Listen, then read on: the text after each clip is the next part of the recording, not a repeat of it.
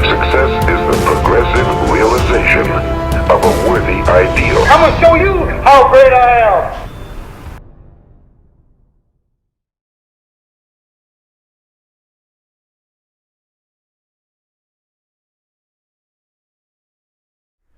All right, ladies and gentlemen, boys and girls, this is Njabulo James on the NJ podcast.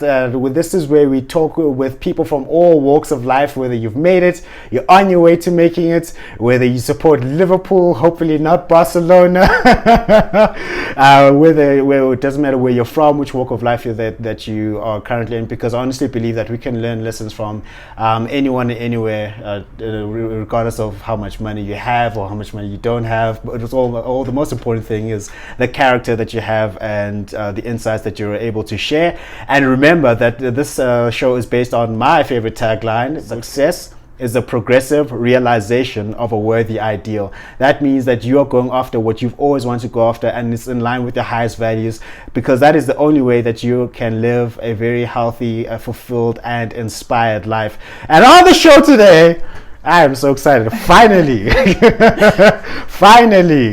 I've got a very good friend. I'll say it again, very, very good friend. You read into what you want to read. She's a very good friend.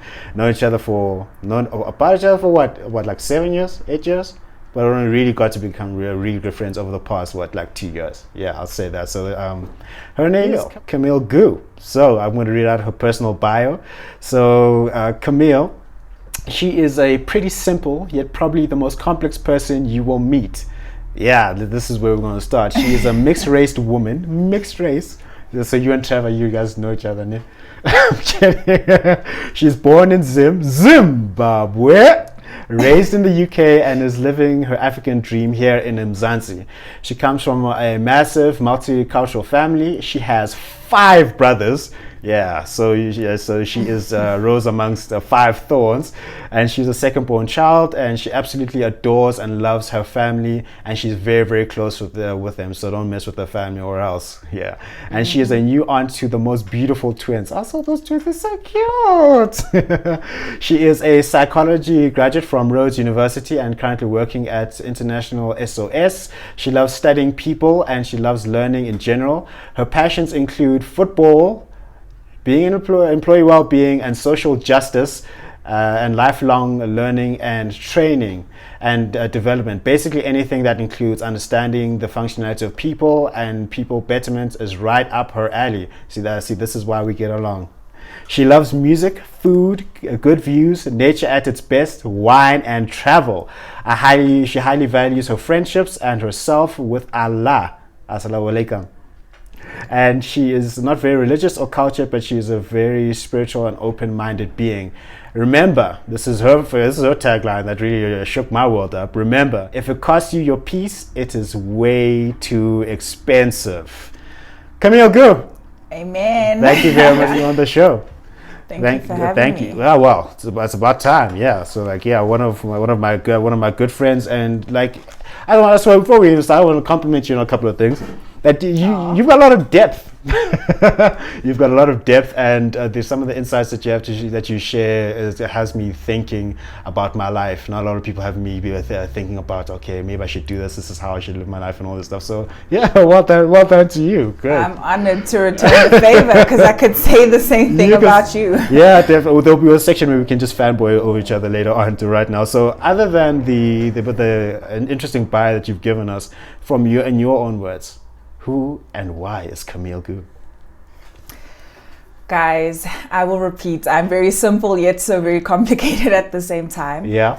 I'm a people's person. Honestly, I love learning about people, discovering people, and discovering myself in the process of that. Yeah. I like to have fun. I'm a social being. If you know me, you'll know that. I can be the life of the party. At the same time, I love my solitude. Hey, I'm someone who loves to be alone and spend time with me. I am my favorite person.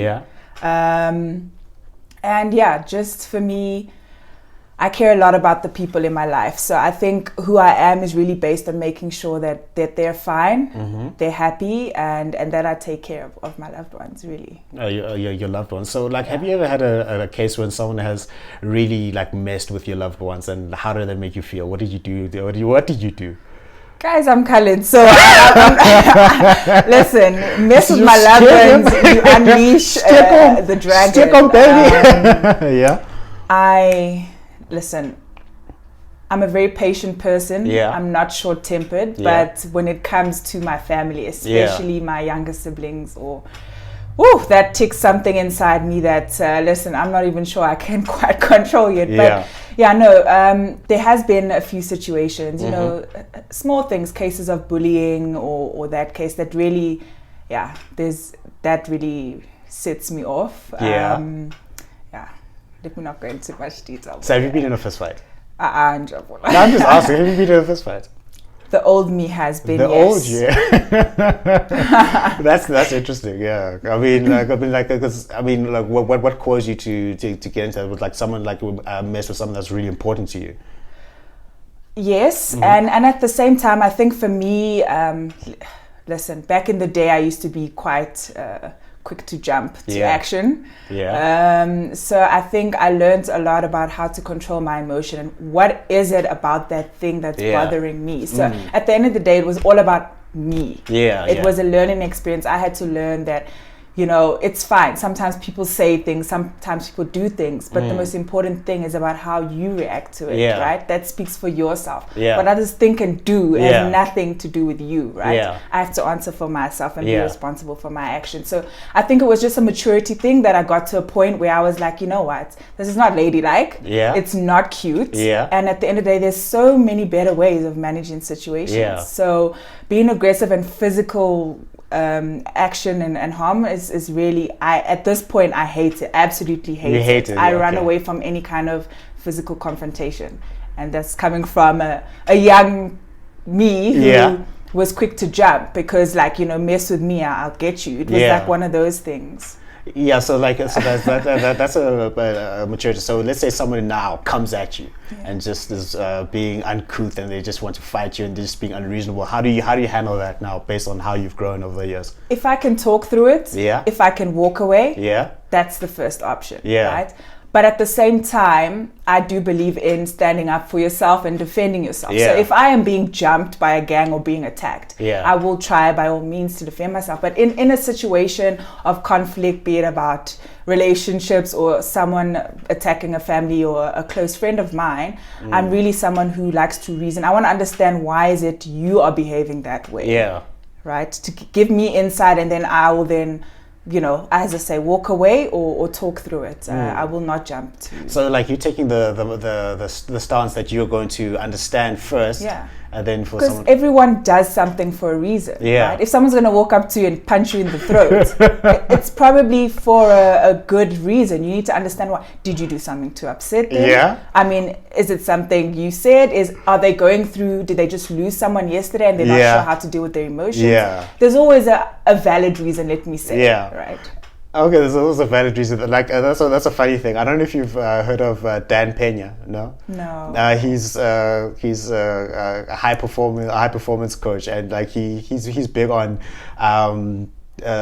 calling this generation of men now snowflakes. Those are people like who melt under pressure and they're not real men, and not testosterone driven. And when I listen to him, I sometimes find it very, very funny. So one of the things, he has a test. He'll ask you a set of questions to determine if you're a snowflake or not. Okay. All right. Or if you're a P word, you know, the P word. You just like, you're very. What's the P word? If you're a pussy. I'm just kidding. If you're acting that way. And then one of the questions asked is like, here's a scenario. Let's say I'm walking with my mother, and somebody goes up and punches my mother in the face, just out of the blue. And then it says, how do you deal with that? And majority of the questions would be like, I'd first try to understand what that person's problem is. And then he's like, what on earth has that got anything to do with you coming and punching me in the face? It's like, I'd probably beat him half to death first, then I'll ask questions later. So in a situation like that where it's unsolicited, with like, let's say you're walking with your your brother, Yeah. and someone just out of the blue just comes and whacks him in the head, what do you do then?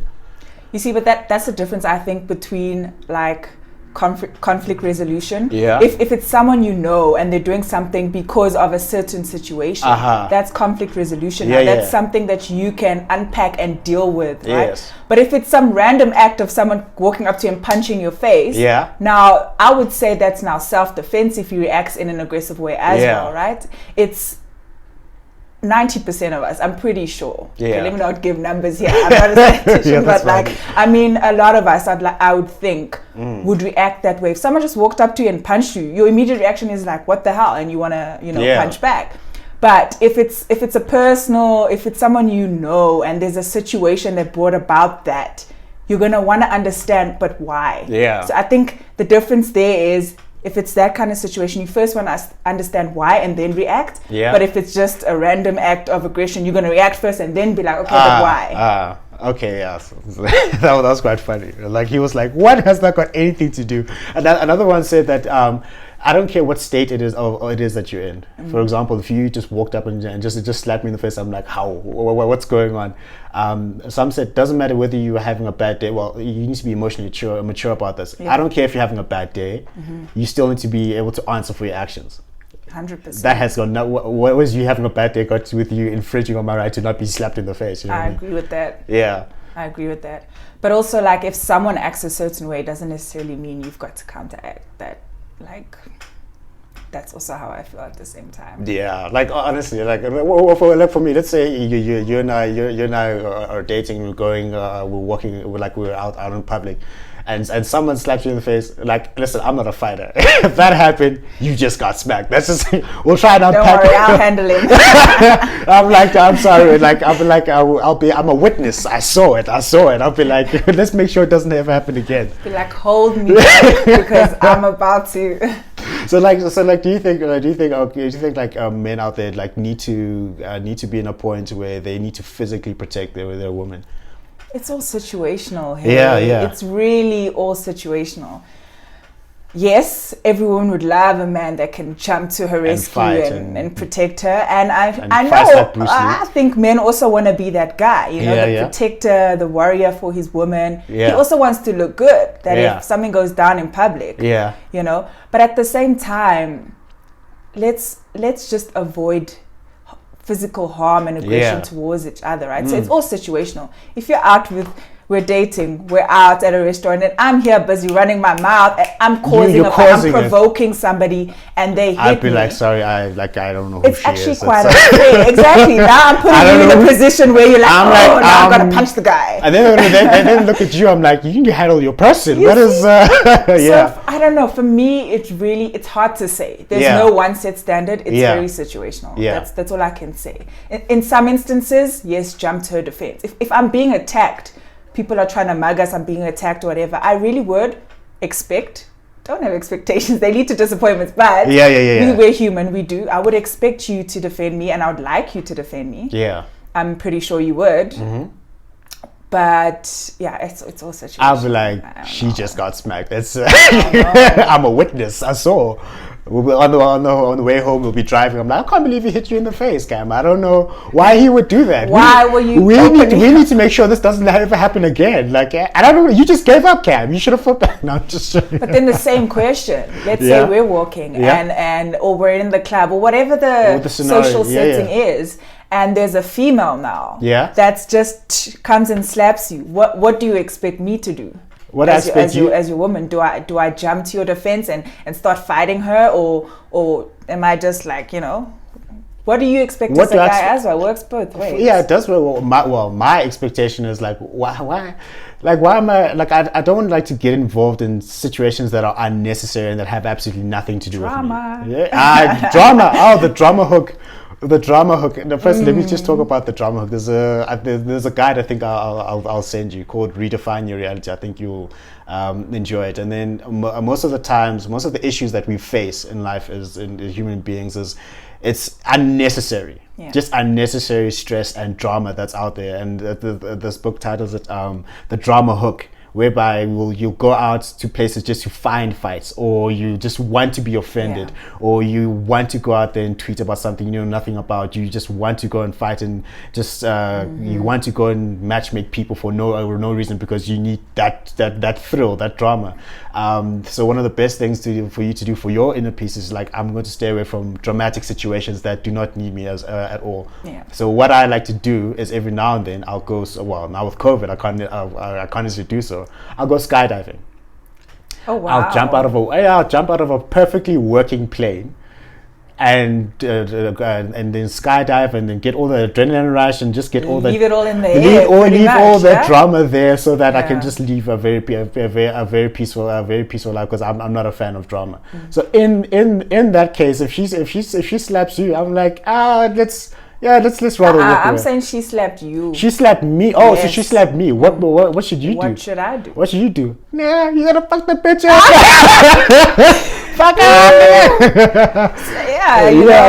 So it's all situational. But I'm more of I believe in more like in martial arts they'll say the only reason you should only use force or fight when it's necessary. There you go. Only when it's necessary. So that's why I'm like, in a situation of real self-defense. Self-defense. If there's 6 people like, we're gonna kill you and you have to fight, I'm gonna have to fight. I'm not a fighter. I mean, there's certain things that you have to fight for. Certain things that you have to really go out and be violent for. Some things you need to go out and take. But unnecessary force and unnecessary violence, it's just crazy. And I used to know, because I'm from East Rand, Benoni, born and raised. On the playground is where I spend most of my days. Okay, I won't go into that. So there was a group of guys like the Lebanese and the Greeks and the Portuguese. They legitimately would go to like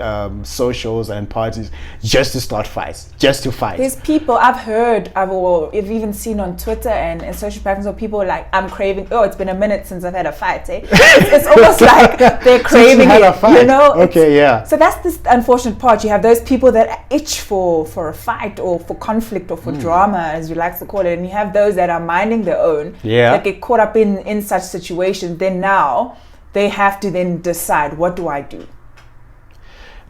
What do you do?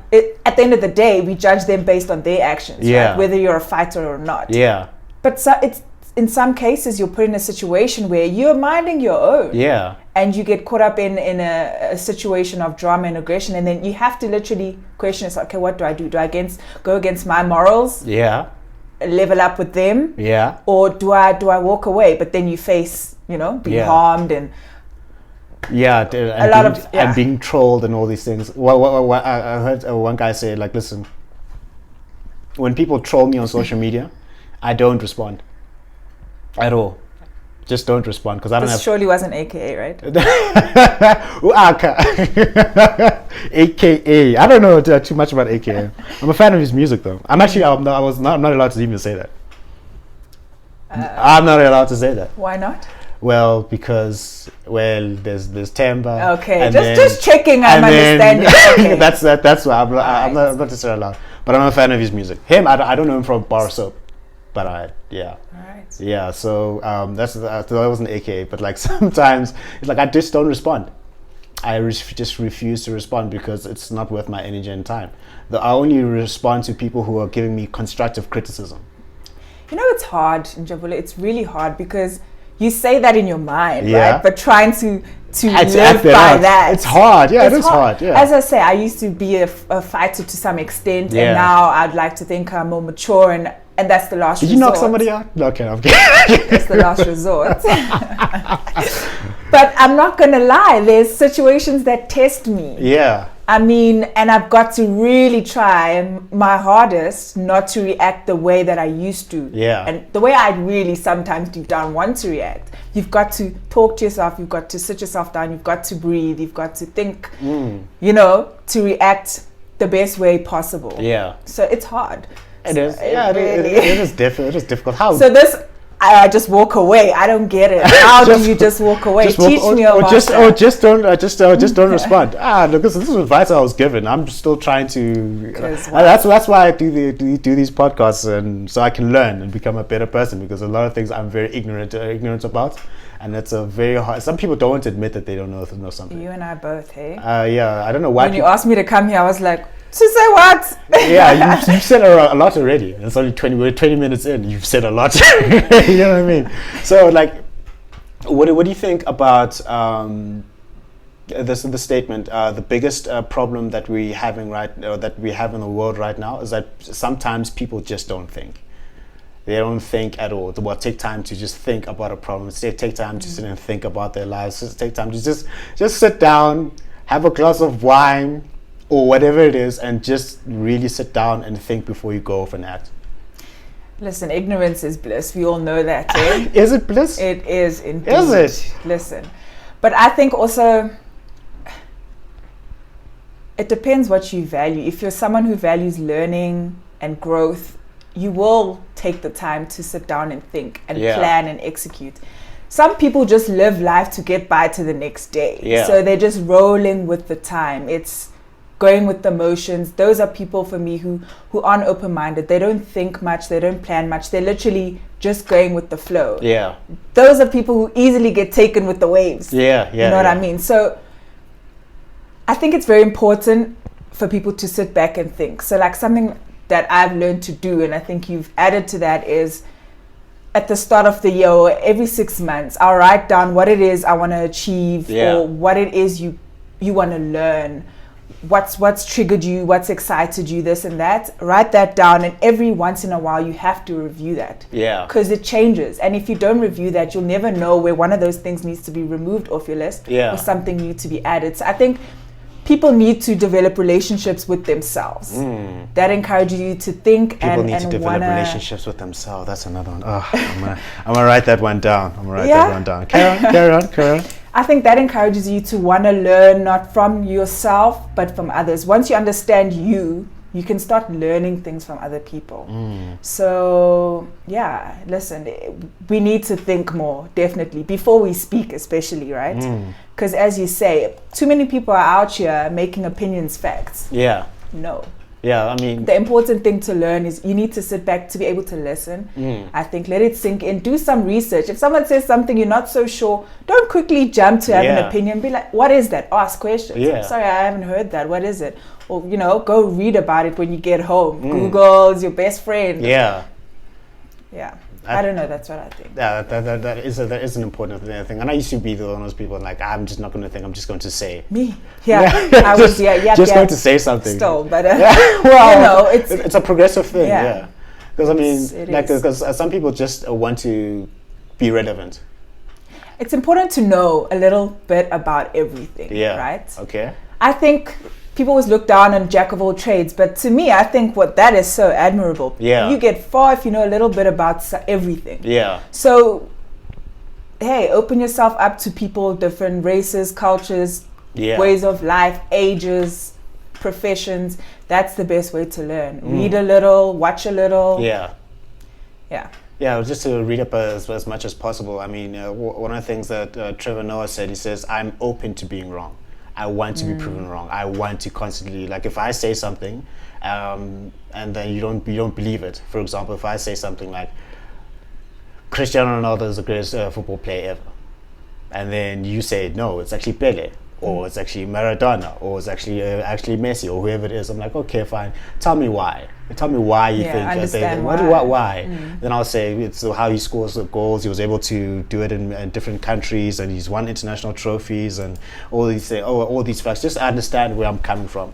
Oftentimes, I found some people they'll say also when it comes to sports, people are just completely emotional. Can get completely emotional. They get completely emotional. They'll be saying, no, how could you say Ronaldo's the best? Like, you suck. Now you're attacking me instead of attacking what the argument is. I'm saying Ronaldo is the greatest football player of all time. That's not what I actually believe. It's just for sake of example. And then you attack that specific thing. But people are too quick to assassinate another person's character instead of just looking at the actual argument. Definitely. And I think debate about it, right? So if we've got different opinions, let's share them. Yes.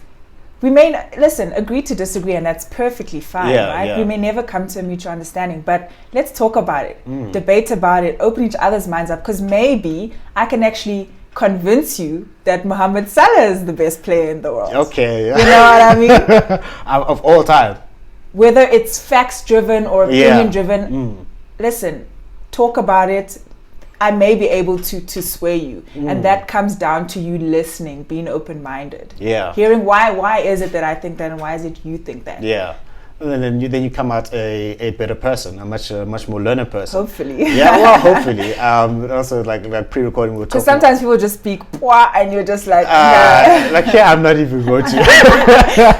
Okay. Yeah, I'm not even going to. Like, just going to talk. I mean, like, I remember at Rhodes, like first years, sometimes I'd have an opinion speaking to a guy who's an honest. So I heard this debate going first year, like I did this, this is what I think, this is the good thing. And then sometimes the honest year guy would be like, I'm not going to have a conversation with someone who doesn't have a single credit to their name. I'm just going to walk away from this one. I hate that. Absolutely. Come on, guys. You're at different points in your life. Yeah. Right? You were once a first year, with no credits. I mean, give the guy a break. No, what he was saying is that the argument the first year was bringing forth had no sense to it, and it was coming from a place of arrogance and not wanting to learn. Okay. That's why I was like, go get some credits, Let me humble you. Go get humbled by tats and all these things, and having to do a SAP and whatever the case is. Go be humbled academically, then you can come and talk. Then your mind will be open to like, I am actually need to actually be open to being wrong. I think, but that's the point where we shouldn't attack back. We should educate, right? Yeah. So that third year master's student, whatever they were, should have been on some listen here. It's tough. So if you fail, blah, blah, blah, there's such a thing as a SAP and this. Like, I don't know, give them some insight as to why they shouldn't be going out there and mouthing as a first show with no credit. There's different ways to handle it. You jumping in and attacking them and belittling them, for me, is not the right way. Like I often see people be like, oh my gosh, guys, matric is so hard. No. And people are like, yeah, wait till you get to varsity. Matric is nothing. Don't do that, guys. Why? For them in their life right now, that is the toughest thing that they're going through. So you say we shouldn't do comparative suffering? No. Why not? If you're at the same point in life, same, I don't know, age, profession, it's so hard to compare because no two people are really at the same point. Yeah. But I think it's unfair to do comparative suffering. If you're not going, I think educate with comparative suffering. If that makes sense. As to what I was saying is like, try to explain or show the person why they're wrong or why they should look at it this way and not that way. You just pointing out the wrong in someone or belittling them, I don't see any right in that. Like for me, who does it benefit? You? Does it make you feel good about yourself? Maybe. Does it help them along the way? Probably not. Yeah. I mean, so like this, because I once heard a term where, for example, you'd be complaining about something and someone will come along and saying, think about it this way, people have it worse than you do. People have it worse than you do. You're basically saying that you can't swim, but you're in the bathtub and someone else is in the middle of the ocean and they can't swim. Man up. But you know what? I agree with you at that point. You agree with that, eh? Okay. I think that also plays to a little bit of gratitude. Because, we complain this and that, but then every now and then I sit back and I think, you know what? People are in such horrible positions. People are so worse off compared to you. Yeah. You know, we want this. I want this car. I want this phone. I want this pair of shoes, whatever the case. Then you sit back and you think, yo, at least I've got a roof over my head. I've got a job during such times, this and that. I've got family, a mom and dad, grandparents that are still alive. Then you start looking at those things. So comparative suffering in a way, I don't know now. I mean, like what I think. But if I think about it, I think there's two things to that. I think one, the whole thing of comparative suffering allows you to see that other people have it worse. Yeah. And that you need to be like more grateful for your current situation. But then to that, I don't think that comparative suffering negates what you're going through. at that moment in time. For example, if I'm like, Camille, I'm hungry, and then you say, well, exactly, the starving kids in whatever country it is. I was like, yeah, so what? I still want lunch. Yeah. So I don't think it actually negates the suffering that you're going through. Let me give you a question. What defines success for you? For you, like for you, and it's not whatever Barcelona was doing the other night. Hey! It's not whatever. We'll get into that. There might be some sensitive viewers. They can be sensitive all they want. For me, I don't think I've had successes, but I don't think I'm at a point where I can say I am successful. However, I think in the bigger picture, and my personal beliefs, success for me is whatever makes you happy and whatever fulfills you. I think we confuse the two. Well, for me, people end up reaching their goals or their dreams. I want to be a doctor. They become this doctor, they're getting this money, but they're not happy. Or they're not feeling fulfilled. We all have a purpose, right? God makes no mistakes. So we're put on this earth to fulfill something. Yes. We go through life discovering what that is, right? And I think you reach a point of success when you finally feel that you've fulfilled your destiny. Or that you feel that you're happy, and that comes with the whole fulfillment thing. So for me, I can't say success is having such an amount of money, or success is driving such a car, or owning such a house, or being in a marriage with 5 kids, or whatever. It's very personal success, but I think ultimately if you're fulfilled and you're happy, you've reached your success. You are successful. If you're fulfilled and you're happy. It may be many little things, but ultimately, I think there's too many people living a life that we look at on the outside as successful. What is that? What is the definition of success? I think there's too many people who say, oh no man, he's so successful, he's got a beautiful wife, he drives this car, he's a CEO of this company, but is he happy? Is he really fulfilled? Is he giving back? Are you adding to other people's lives and growth, passing on to generations? Are you bettering society? That all comes down to being successful. So I think, I don't know, it's quite a broad definition for me. So for you specifically, okay, well, when can you say that I feel I am successful, or I'm on the journey to being successful? If I'm happy, if I feel like I'm doing something that's adding value to my life and just to society, to life in general. If I'm doing something that I feel is worthy of being recognized, then I'm on the journey to success. Definitely. So then how do you define failure? I'm not a big believer of failure, nah? For me, tell me. I believe failure's there. And a lot of people disagree with me on that. Okay, right? So people say to me, tell me your biggest failure, what hurdles have you encountered? It's so hard for me to think. Of I can't actually pinpoint many, not to say I haven't failed, but I can't really pinpoint many things where I'm like, oh no, I failed in this or in that. For me, it's only but a lesson, hey. Failure is a lesson. We learn, we live and we learn. So it's really hard for me to say that I have failed at something. Not that I'm not willing to accept it, that something never worked out the way I hoped it did or the way it should have. But for me, it's a lesson. I think that failure to me is just a learning curve. It's a learning curve. It's a learning curve.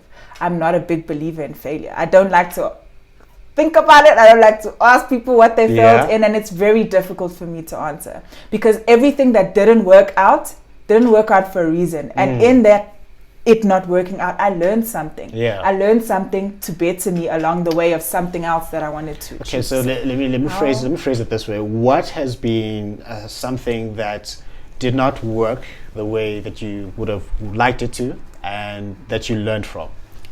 What was your biggest learning?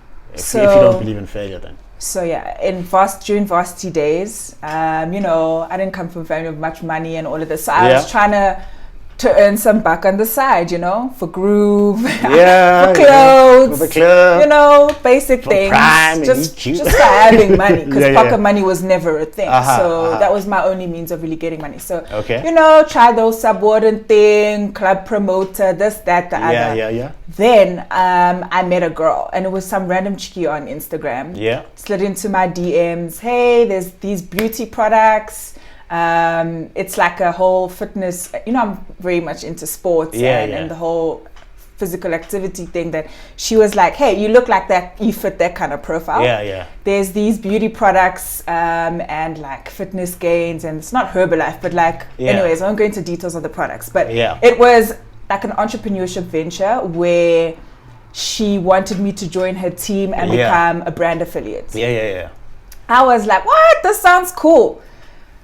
I thought having lots of friends, coming from a big family, I'd have gang support. It's going to be easy. You know, it was almost like a sales initiative. I had to sell a certain amount. Obviously, you get commissioned on this and that. I thought, coming from a background, lots of family, I have lots of friends. I was friends with everybody at that point. It's going to be easy. You know, get so-and-so to support me. I signed up. And then? I had no knowledge on sales. I knew nothing of the business. So I didn't even take the time to learn about the products in detail. You know, what do they stand for? What's the mission of the business? I was just like, yo, sell it, get money, you know. I knew nothing of entrepreneurship. I have no passion for the product or entrepreneurship in itself or business in itself. So I went into this just wanting to earn money, but I didn't understand that the mechanics of it, the mechanics. You have to learn, you have to love to be able to make somebody even believe that it's worth buying or whatever the case. So I struggled because I was just trying to rely on the close people in my life to buy from me. Sold a few things here and there, but I didn't get to a point as fast as I wanted to get to. So basically it was a failed venture, a failed entrepreneurship venture. But I still don't really see it as a failure, right? So what did you learn because from it? I learned that entrepreneurship isn't for everybody, right? Everybody's got this dream that one day I don't want to work for somebody. I want to own my own company and run my own business. I don't want to do that. Not everybody's got the, how can I put it? The entrepreneurial flavor to go ahead and run something successfully. Not everyone's business minded. Some people will still succeed, still be happy and fulfilled in life, working for somebody all their life. Having a basic life. For some people that's success. Right? For others it's running this business. So for me, I know a lot of people also who've gotten into business ventures and it's failed because everybody's got this idea that that's the way to go. Work until a certain age, earn a certain money, then retire, run your own business or whatever the case may be. The mindset so what I learned was that for me personally, I'm not an entrepreneur. I'm not creative. I don't have visions as to what even company would I want to get in. You know what I mean? You're not like an Elon Musk, No, not at all. I wish. But no, not at all. What is money though? So we all want money. I wanted to, but I do believe I will be successful one day, just not that way. So to take from that, I failed in trying to be an entrepreneur, in trying to be an entrepreneur and be a brand affiliate for beauty/fitness products. But at the same time, that's when I learned, and then I started questioning, what is it you want to do then? You don't have a passion for that. You love sports, you're active, you know, these natural beauty products, but I had no passion for it. I didn't even care. Didn't you? Okay. Not really. So then it opened me up to thinking, what do you want to do? What interests you? And that's when I was like, you know, I like learning about anything and everything and so forth, that you're not an entrepreneur, and that's also okay. It's okay. So I don't know if that even answers your question. That brings up another way of thinking. that some people, they'll quite widespread this like, now I don't want to work for another person, I'm done, I'm going to be an entrepreneur, build my own mega successful business. But there's another guy, Michael Gerber, who wrote The E-Myth, and it's something I reference in my second book. He says that 80% of businesses fail because many people, that's not their true nature. They think that's what they should be. So what ends up happening, let's say you are good and you're skilled as a technician, as a marketing person. That's like your core skill. Yeah. Or even if you're a software developer or you're an engineer or whatever the case is, like you're working for a corporation, a company, then you get tired. I'm tired of these benefits. I'm tired of these long hours, of this exploitation without compensation. I'm done. I'm going to go form my Camille Pty Limited, and I'm going to start selling marketing services. But what you have not learned and grown in is that there's like many different personalities that are very important for you being successful in a business. For example, you need that person who is an entrepreneur, who's got that vision, who can set the strategy. Then you have the person who's operational, who can actually run the operations of the business. Then you've got the person who's got that skill, that technical skill, like the developer or the marketer or whatever the case is. So what can end up happening is like you start getting your clients, you start executing on the work, and then as your business grows, now you need to start thinking about the vision, the mission, the goals, the objectives. Now you need to start invoicing and start doing HR and start doing all the other functions in the business. And now you're not working 8 hours a day, you're working 10 to 12 hours a day. And then now, because you're focusing, now you start hiring people, and then your margins start decreasing, and then you don't know how to handle them if they don't perform, if they don't come in at work. Now you have to put on that hat as well, but that's not necessarily your true nature. And then now, instead of working 12 hours a day, you're working like 18 hours a day, and then now your delivery is going to start slipping because you're not focusing on what you're specialized in. And then after a year or two, like I can't do this entrepreneurship thing anymore, this business thing anymore, then you go back into corporate.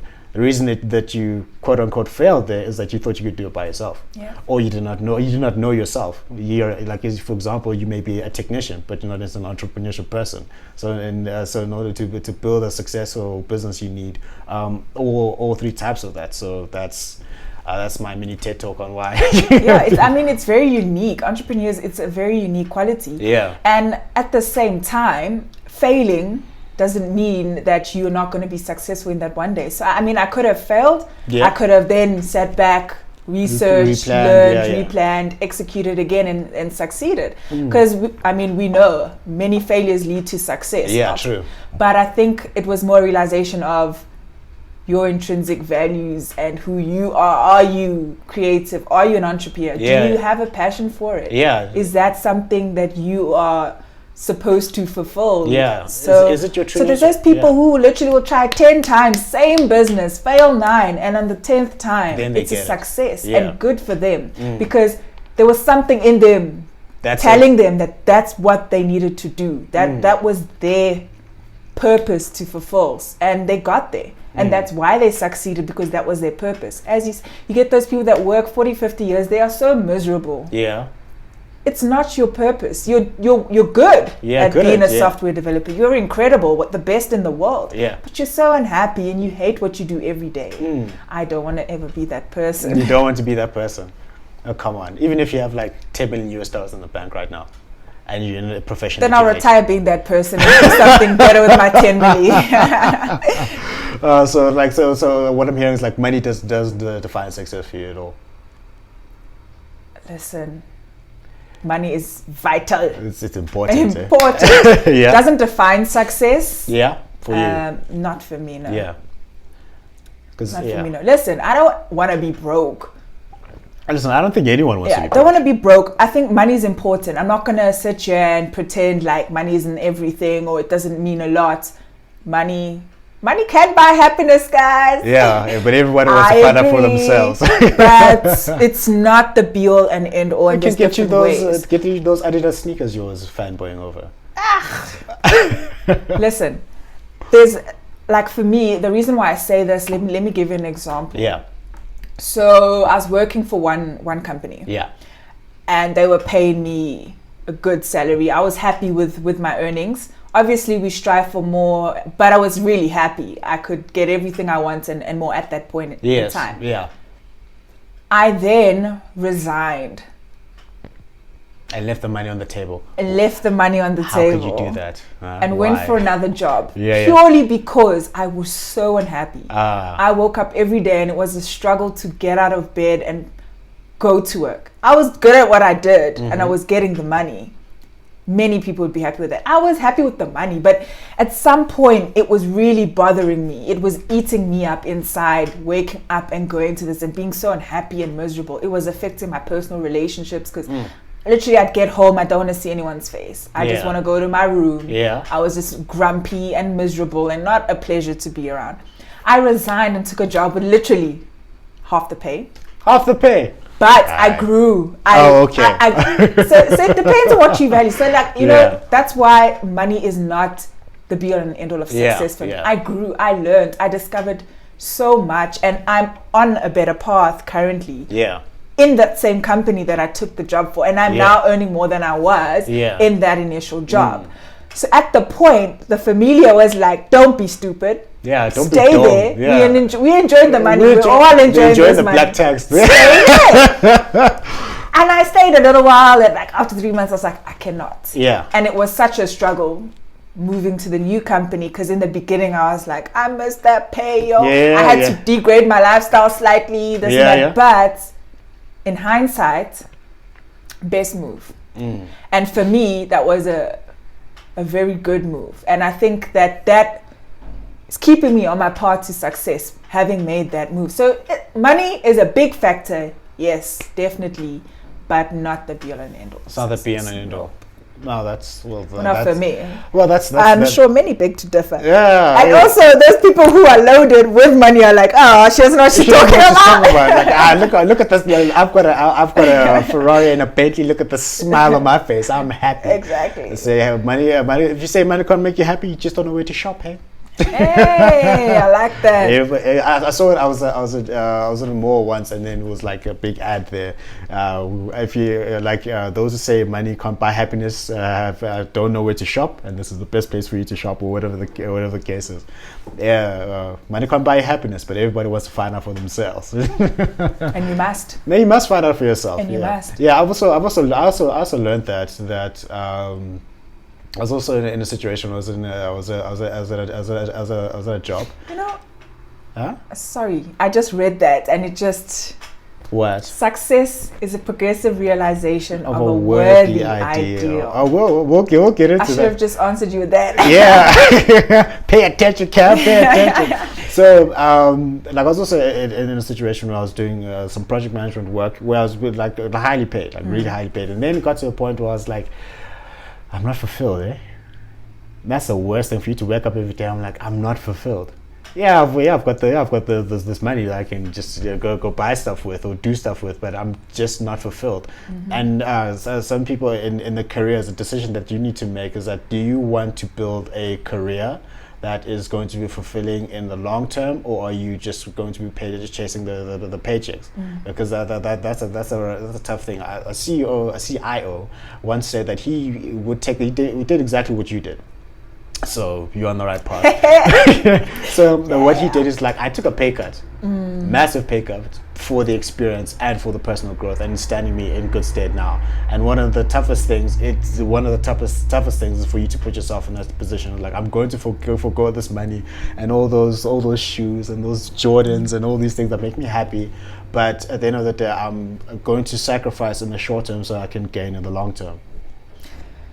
I was at very different points in my life as well. This was right after varsity. I had just graduated, first job, money, but no fulfillment, right? Yeah. So it was easy at that point to I didn't even think twice about leaving, because I was just what?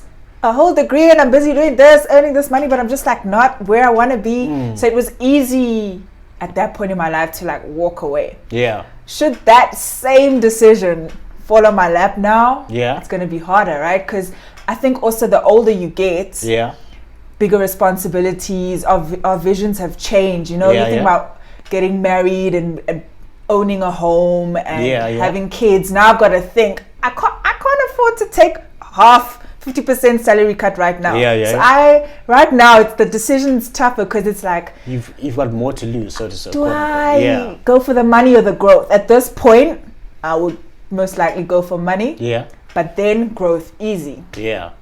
So and also it is a tough thing because other people, I mean, for example, let's say you've got a house and you've got a bond, your kids are in school, you can't afford it. So now it's a bit tougher for you to say, I'm going to take that leap and go for a pay cut, and you have to tell your son, listen, I know you like the school, but you have to go to somewhere else. And mommy's gonna teach you now. Like we're gonna homeschool you. We're gonna homeschool you. Like, what, you don't need school? You've got Udemy and Coursera and all these places. You'll be fine. It's a tougher thing based on which phase it is that you are in your life.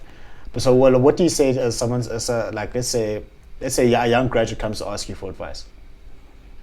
I'm the wrong person to ask. Why are you the wrong person? You've graduated. You've worked for, how many years have you been working for? 6. 6 years. You've been working for 6 years. So you've got something to say. You've got something, like, come on. My advice would be the same path I followed. The same path. Choose learning, choose growth in the beginning. Yeah. Right? Don't paper chase right now. That really would be my Don't my paper honest, chase. Not right now. No. Yeah. If you're a fresh graduate, I don't think that you should paper chase. My honest advice would be, soak up as much as you can. Learn a little bit about everything. Don't turn down opportunities just because it's not where you envision that you'd be. Yeah. Learn. If someone offers you a short course, take it. Even if it's not in your career path, learn. Because we don't know where we'll be one day, right? Yeah, that's true. As I say, being a jack of all trades, I think, is important. Learn a little bit about everything. You don't need to be an expert in one thing. It's great if you are, but know a little bit about everything. So my advice really would be, learn, grow as much as possible, soak up as much as you can, seize every opportunity, and then paper chase. The time will come to earn money, guys. Money is not running away. We spend half our lives paper chasing. That time will come. Yeah, definitely. If you've got an opportunity to travel, to learn, as soon as you leave varsity, I would. You must go. Like, I mean, like you're echoing the same sentiments that who was it? Jackie Chan. That's Jackie, my nigga there. Jackie China. he said that take time to travel. Your money will come back, but your time won't. And your experience won't. Yeah, and the experience won't at all. So like, so someone says, "Oh, Cam, I'm starting this new job, or like I'm starting this career. What should I do? Like, should I go after the money? Should I go after the growth?" You're going to say, and people forget, like, success is a journey. Yeah, right? It's a journey of many steps. So you leaving varsity immediately, you just want to hit jackpot. It's not going to happen. So if you've got the opportunity to take small steps, take them. Take them. And also at that point for me, although I had graduated, I didn't really know what I wanted. I didn't know what was out there. Because varsity, I mean, in those institutions, we're fed books. We're not fed experience. We're not fed life lessons. We're fed books, and then we go out into the world. And then we don't know anything about anything. Right? We're educated, but we know nothing about anything. About real life, So the only way you're going to learn about real life, besides mommy and daddy trying to teach you things, is experience, right? So travel, learn, hang out with people that study different things, that came from different places. So really, that would be my advice. And so for you, how important is character and integrity in a person? Like how important is it? Really very important. So for me, I think integrity, like just being honest to yourself, to others, is of utmost importance. Because how do you know what you want and where you want to be if you can't even sit down and be honest with yourself? Right? Be honest to your values and your morals. That's something that's with you for the rest of your life. That's going to be your guide. That's your little compass. So integrity for me, is top. I hold it there top. Having character is also very important, but I think we change, right? We're never the same person in the same year. Look at who you were 6 months ago. You probably have changed. You're not really that same person. Yeah, no, definitely not. So character, I think, is very important, but we change. So at the same time, always sit down, question yourself, who are you? Who's the person that you want others to see and look up to and want to learn from and listen to? Yeah. So I don't know if I really answers, but yeah. So like, okay, so let's say someone is in a form of relationship with you, whatever it is, and it can be a friend, family, and all these things, and then they're not truthful with you all the time. How would you handle that? And how? We're humans. We all tell little white lies. I'm not talking like, yeah, this white lies, like, how you doing? I'm fine. That boils down to your morals and your values. What you hold most important, right? So if someone lies about something that really is the foundation of your being, and how you see life, like, I'm not afraid to cut people off. Yeah, I'm really not. yes. I've done it with family. I've done it with You've friends. cut a family. Yeah. How do you cut a family? I'm joking. I've done it too. I have. No, it's not getting to explanation, but like, don't get to specifics. Like for me, yeah, people close to me, as you say, those important relationships for me, they've grown so far, and they're so important to me because they know what I value. They know what's of importance to me. I've made that clear.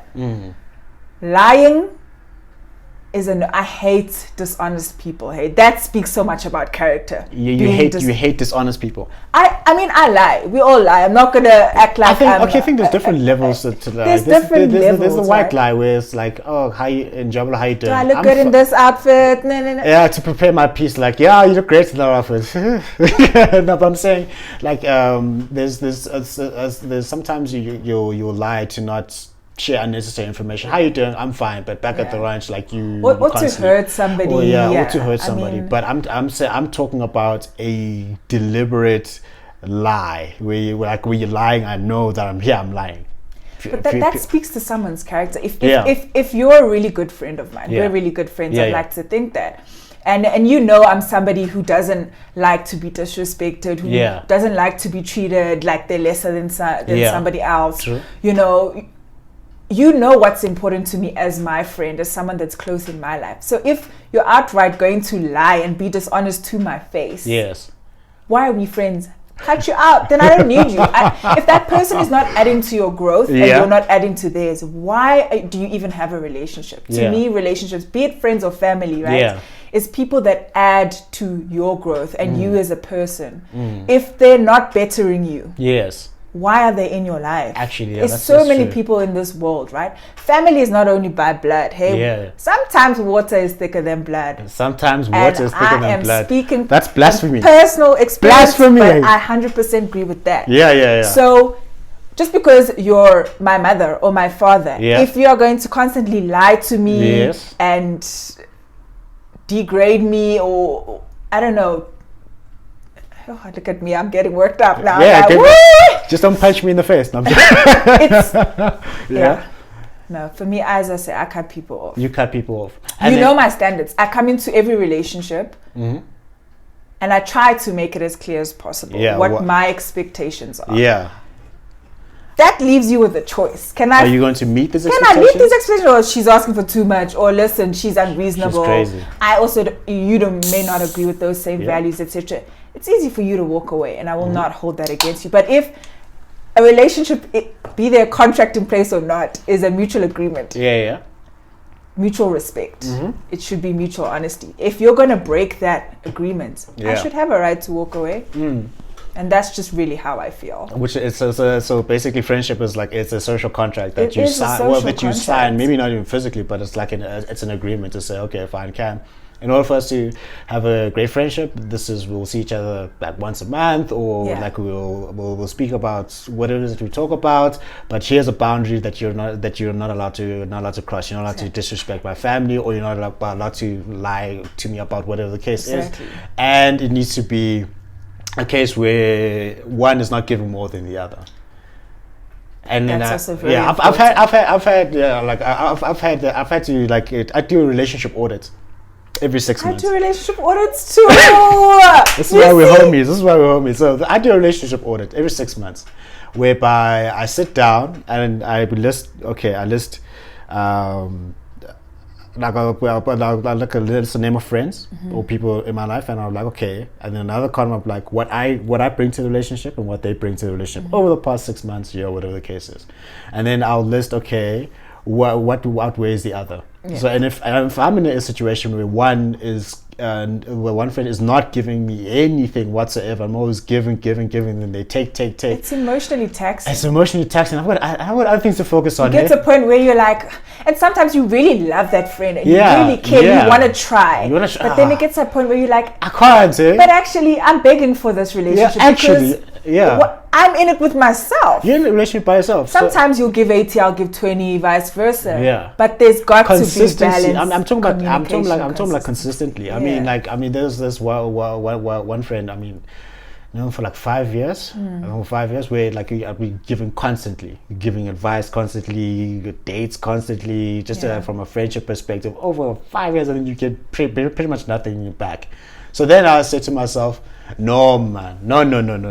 This can't be the case. Where like you want to see the person and they'll make excuses to say, no, I don't have money or don't have the time, but then they'll go off and make a time for other people. Yeah. And then they'll go invest in other people and all the cases. It starts showing you where you sit in. It's just so showing where you sit in there, because I believe in the hierarchy. If you value someone, you value something, you're going to make time for them. Yeah. And if you don't, they're not. You're not. If they want to, they will. That's it. If they want to, they will. And then they just don't communicate at that time. So then I'll just for me, I'll be like, just record, and sometimes even quietly. Hey, just quiet. Exactly, that's the thing. It doesn't need to end badly with horrible things being said. And sometimes you just silence speaks louder than words. Yeah. Sometimes you just distance yourself and you find that person don't call you, don't text you, nothing. And then there's your answer. Sometimes it just fizzles away by itself. Yeah, just let it fizzle away by itself. But sometimes I can be dramatic. There was one where I sent like a GIF. It was like maybe one day we'll see each other. Bye.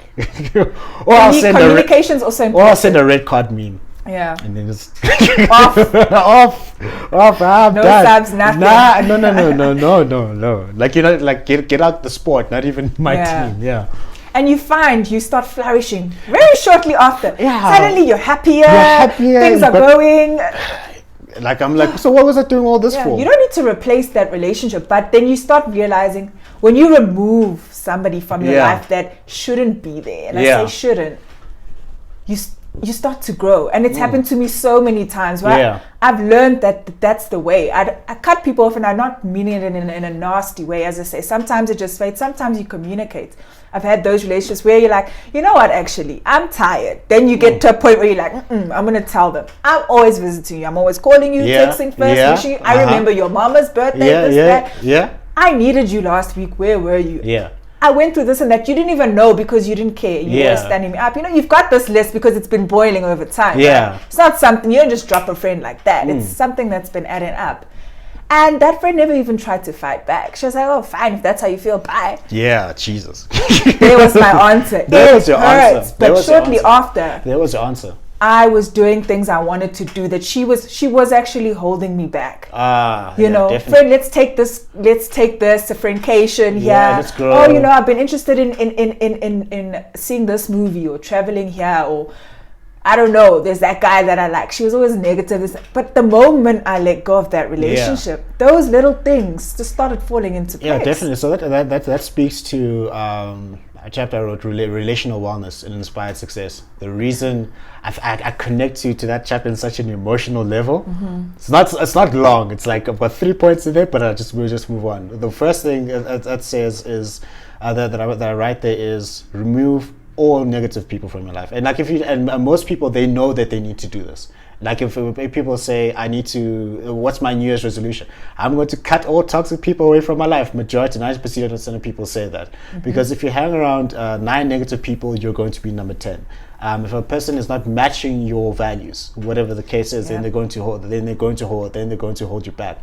And then most people are afraid to let go, because they've known them for a decade, 2 decades. They've got a strong emotional connection to. I'm just speaking to friendships right now. But if as all connections close, new connections rise. as all of them close a new connection rise. For example, funny story I'll tell you about you. So what happened was there was a friend. I was like, kind of, I'm done, goodbye. I'm out. So I'm like, I want friendships that I was like I said, I want friendship that necessarily serve me, and that's when we started communicating and started building a relationship like that. And that's happened to me multiple times over. So that you need to be able to like say, okay, maybe this person is not doing it for me right now. Let's just move on, and it's okay. Some people see it, and it's okay. It's not a bad thing. People go apart. Yeah. Whether you've been friends for 20 years and all of a sudden you're just not seeing eye to eye. And you can live peacefully. Those were wonderful 20 years. Yeah, but also don't forget the good times. Yeah, so 20 years, you guys were incredible friends. You learned from each other. You grew. But at some point, as I say, if that relationship is not adding value to your life, it needs to go. It needs to go. No. If it's too expensive, it's costing you too much peace, let it go. Get out. No, also get out. Work relationships, any relationship, all of it. Even football teams, guys. If your team ain't adding to your piece, it's too expensive. Let it go. I think when it comes to football, that's the only. I think for me, when it comes to sports, that's the only. Because loyalty overrides everything. There. I don't know about that. I'm like, that's the only place where I can just be completely illogical and emotional. I think that's that for me. There, I can be illogical. It doesn't make sense for me to carry on supporting Chelsea the way I do I? Why are you? How am I a Chelsea fan? If it's not adding to your life, my friend, is it giving you peace and sleepless nights? It's not giving me sleepless nights. I had to move past that point because Chelsea is a team that will break your heart. Oh my god! Like they're always somewhere. There was like top 4 in a final. Y'all unpredictable, hey? Every single season we are somewhere. Mara, like during the league we'll be 10th one time. Next thing we're 4th. Next thing we're 2nd, and then we're back to 9th. I'm like, this team. But like over a consistent period of time, 15 years, we're winning something. Yeah. Always winning something. So I was ended up supporting Chelsea. It was 98, 99. Okay. Gianfranco Zola was still balling out of control. Those one of my favorite. Yeah, he was one of my favorite players. That guy. So I was like, okay. So I was playing FIFA 99 and FIFA 2000. So I was like, I like Michael Owen. So like I almost became a Liverpool fan. Almost like I'm bored. And then and I used to play with Liverpool all the time. And then I was like, let me get into the Premier League because I wanted to start supporting. And then I saw Manchester United. I'm like, these guys are just talking too much. I just didn't like people because they were dominating at that moment in time. They just got off winning a treble. I'm like, they talk too much. I don't like to make a lot of noise. And then Liverpool, I'm like, they're just too quiet. But I'm like, I really like this player. They call Gianfranco Zola, number 25.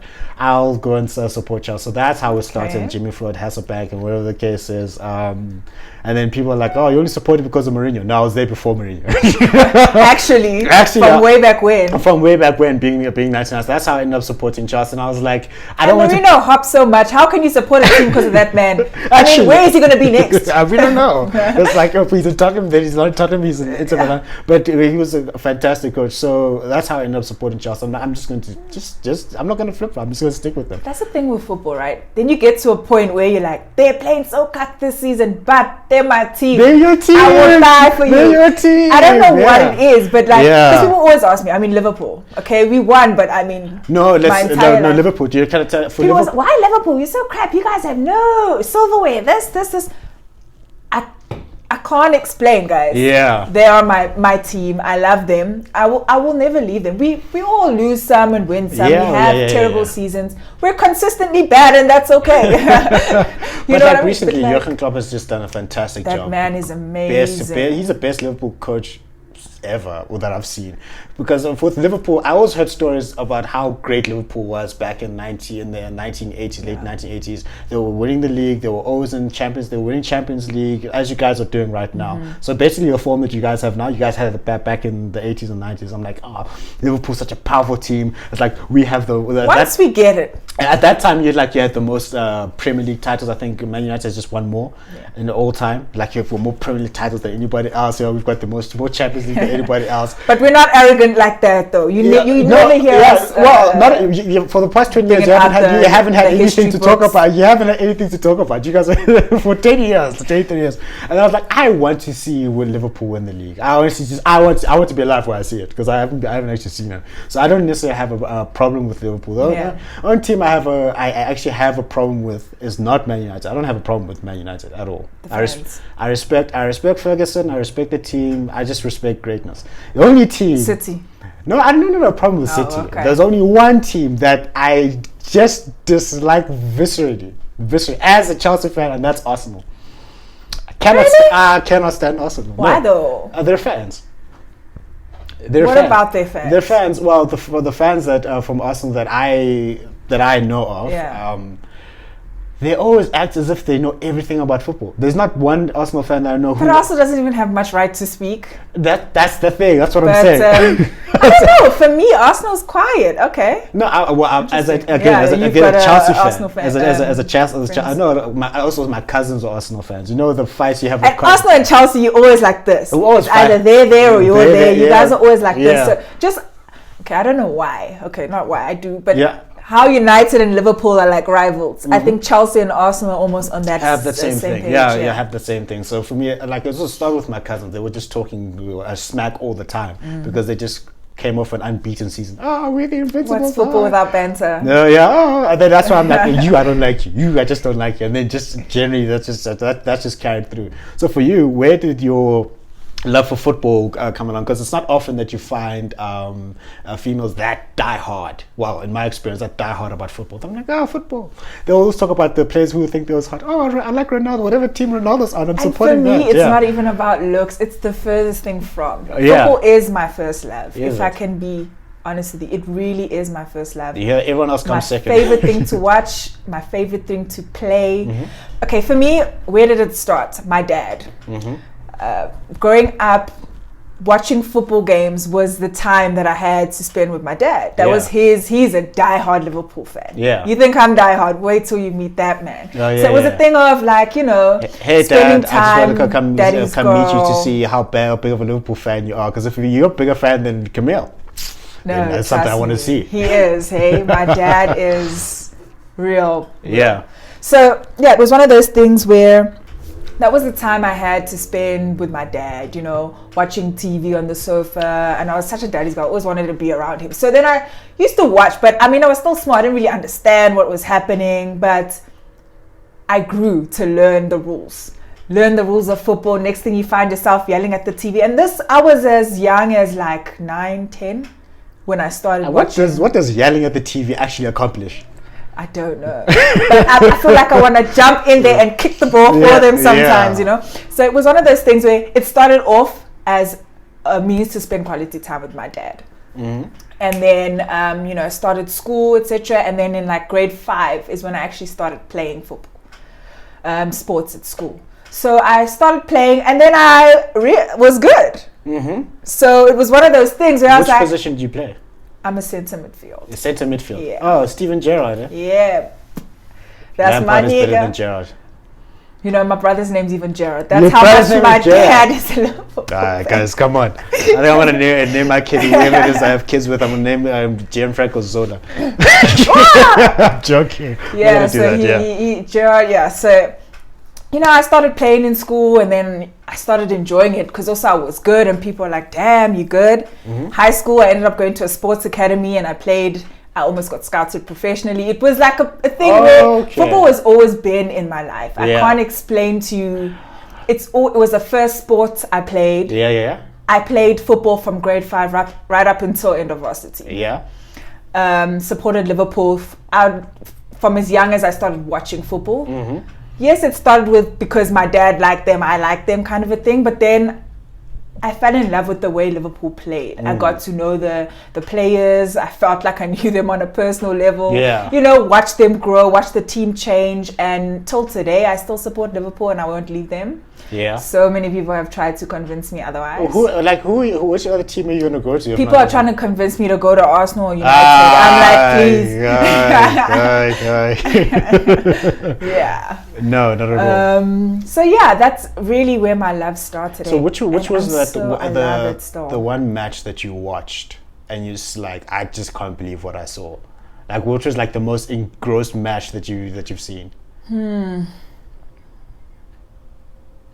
Where you're like, this is so exciting. For a Liverpool match that you've watched. Yeah, I can't really think of one right now, but I mean, it would probably be one from this season. First of all, considering we were so consistent. First of all, as a Chelsea fan, I just want to say I'm disappointed in Liverpool. Why? I'm disappointed. We win a match that gives you the league title, you come and thrash us at home. What was we that? We tried to give you a chance. I mean, we can't hand it to you for free. You also gotta work. We worked. Yes, I was so heartbroken. I'm sorry, and we made a deal. I spoke to my boys, but like, yeah, they were like, what? They were like, Spoke to your But also, we had a point to prove.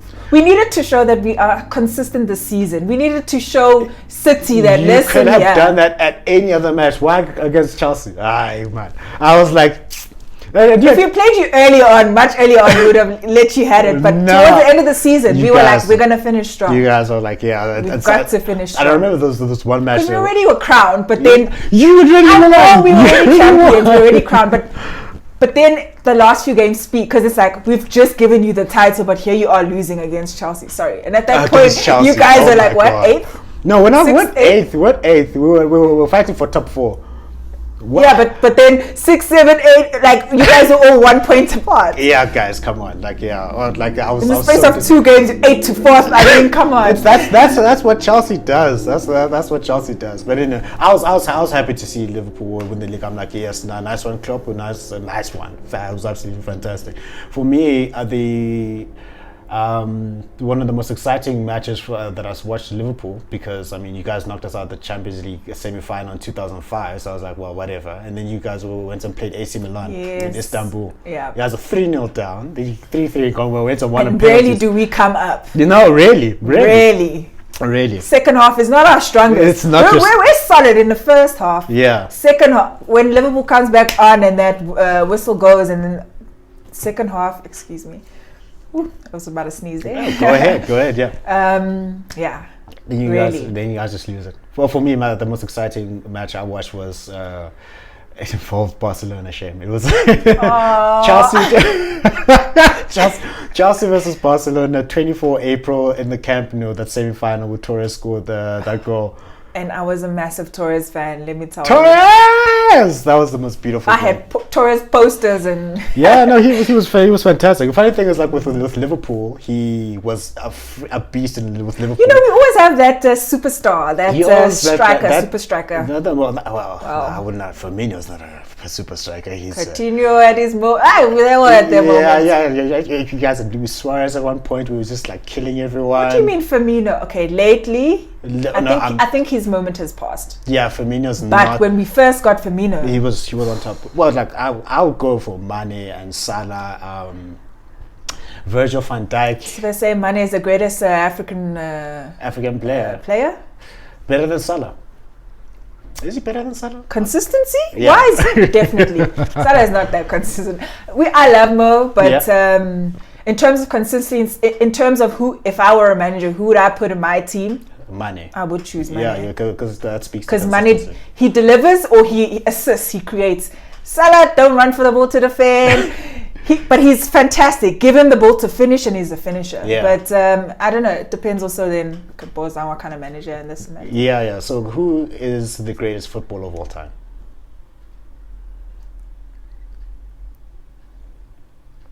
And this is your opinion. You're entitled to your opinion. Greatest footballer of all time. Like since Jesus until now, who's the best footballer of all time? I feel sorry for him because of the game 2 nights ago. Yeah. But the GOAT is the GOAT. Messi is incredible. Yeah. Guys, Messi has been on his top form for years. Life. Yeah. And he is still, although, that was a terrible night. Terrible night. But you put Messi in a game with I don't know, you choose whoever your favorite football player is. That man will deliver. Yeah, he will. Penalties. He delivers. Free kicks. Yeah. I'm sorry. He runs from the halfway line himself to create his own goals. For me, Messi is incredible. That's exactly when I watch Messi, it's like poetry. You ever get those that tingly feeling in your? Yeah. I get that with Messi. Yeah. So he's incredible, and he's got the stats to prove it. So I don't even have to justify why. Yeah. But I'm just saying, what I also like about him is Messi's a humble player. Yeah. He didn't speak crap about other people to say, no, I'm better, I scored more goals than Ronaldo, that. Ronaldo is here. Yeah, he's fantastic as well, but he's here. All round incredible player is Messi because he's so humble and he doesn't need to yap because he has got the stats to prove why he's so good. Yeah. And even how old is he now? 33. He's still incredible and he's still got some time to play. Yeah. So I think... Yeah, I don't even know if he's past his top 4. We don't even know I don't even know where does it end with Messi, you know? Yeah. So for me, I would say definitely Lionel Messi. Lionel Messi. Okay, okay. So let's go for like a top 5. So you put Messi number 1. Who's second? Who's third? Who's fourth? Who's fifth? Lionel Messi. I used to like Heskey in his day. Heskey? Yeah. Heskey. I don't know why, but I used to love Heskey in his day. Okay, we're talking about greatest footballers of all time here, not your favorite. Hey, this is my top 5. Okay, cool. Go ahead. No, this is your top 5. Top 5. Greatest, I don't know. I'm talking my top 5 faves. Okay, yeah, okay. Let's go for greatest, I've got one. Okay. Oh, yeah. But my top 5 fave. Yeah. Okay. This is all time. All time. Heskey. Yeah. I used to love Heskey's play. Heskey was a team player, and you know his charisma. Yeah. His celebrations when Heskey used to score, he was a great assist. Okay, I used to love Heskey. Steven Gerrard was also part of making me fall in love with Liverpool and football in itself. That's a common story. A great captain. Amazing. Gerrard, he's also got stats to prove it. You know, I was so heartbroken when he left us. That for me, there's been very few times I've reconsidered leaving Liverpool. For me, Gerrard was Liverpool. He made me really. That's when. So I've always watched the games and supported Liverpool, but during Gerrard's era, I really paid attention to football. You know what I mean? I used to, when you're watching the YouTube chats afterwards and the talks, I used to listen to what the commentators had to say. He made me love it just a little bit more. Yeah. So it's like a personal thing, but like Gerrard, one of my tops. Michael Owen, classic. Michael Owen. I mean, I support England as well. So England. England, Spain. I'm like Spain, baby. But Spain, as of late, is not doing the most. Yeah, they're purple. So I'm reconsidering. Yeah. But England, listen, it's also a very personal thing for me. I've supported because I grew up there, and my love for football developed there. So I grew up watching England like all the time. Michael Owen, amazing. Yeah. Top 5. Who have I said? So you said Heskey, you said Messi, you said Gerrard. Heskey, Messi, Gerrard, Owen. You have one more.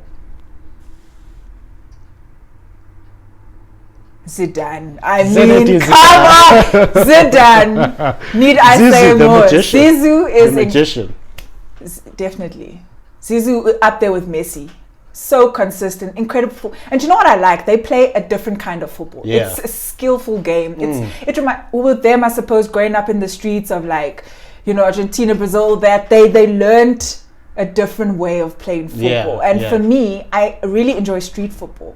Mind you, so as much as I watch all of these leagues and whatnot, I love watching street football. Yeah. The way the Brazilians play and the Spanish play, it's so exciting. Yeah.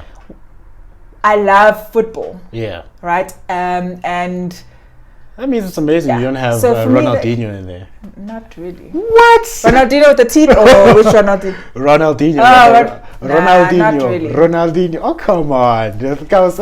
That was the most exciting player for me. Really? To watch. The most exciting player. I put Zidane over him. You put Zidane. Definitely. Well, a lot of people put Zidane Zizou. over. Yeah, a lot of people put Zidane. That guy was so technically gifted. So top 5. Listen, there's a lot more football players that I like. Yeah. But just on the spot now, thinking of football players that speak to me, that there was something I liked about them throughout their career. Yeah. And even till now is them. Some players I liked for a season or two and then they changed. So Yeah.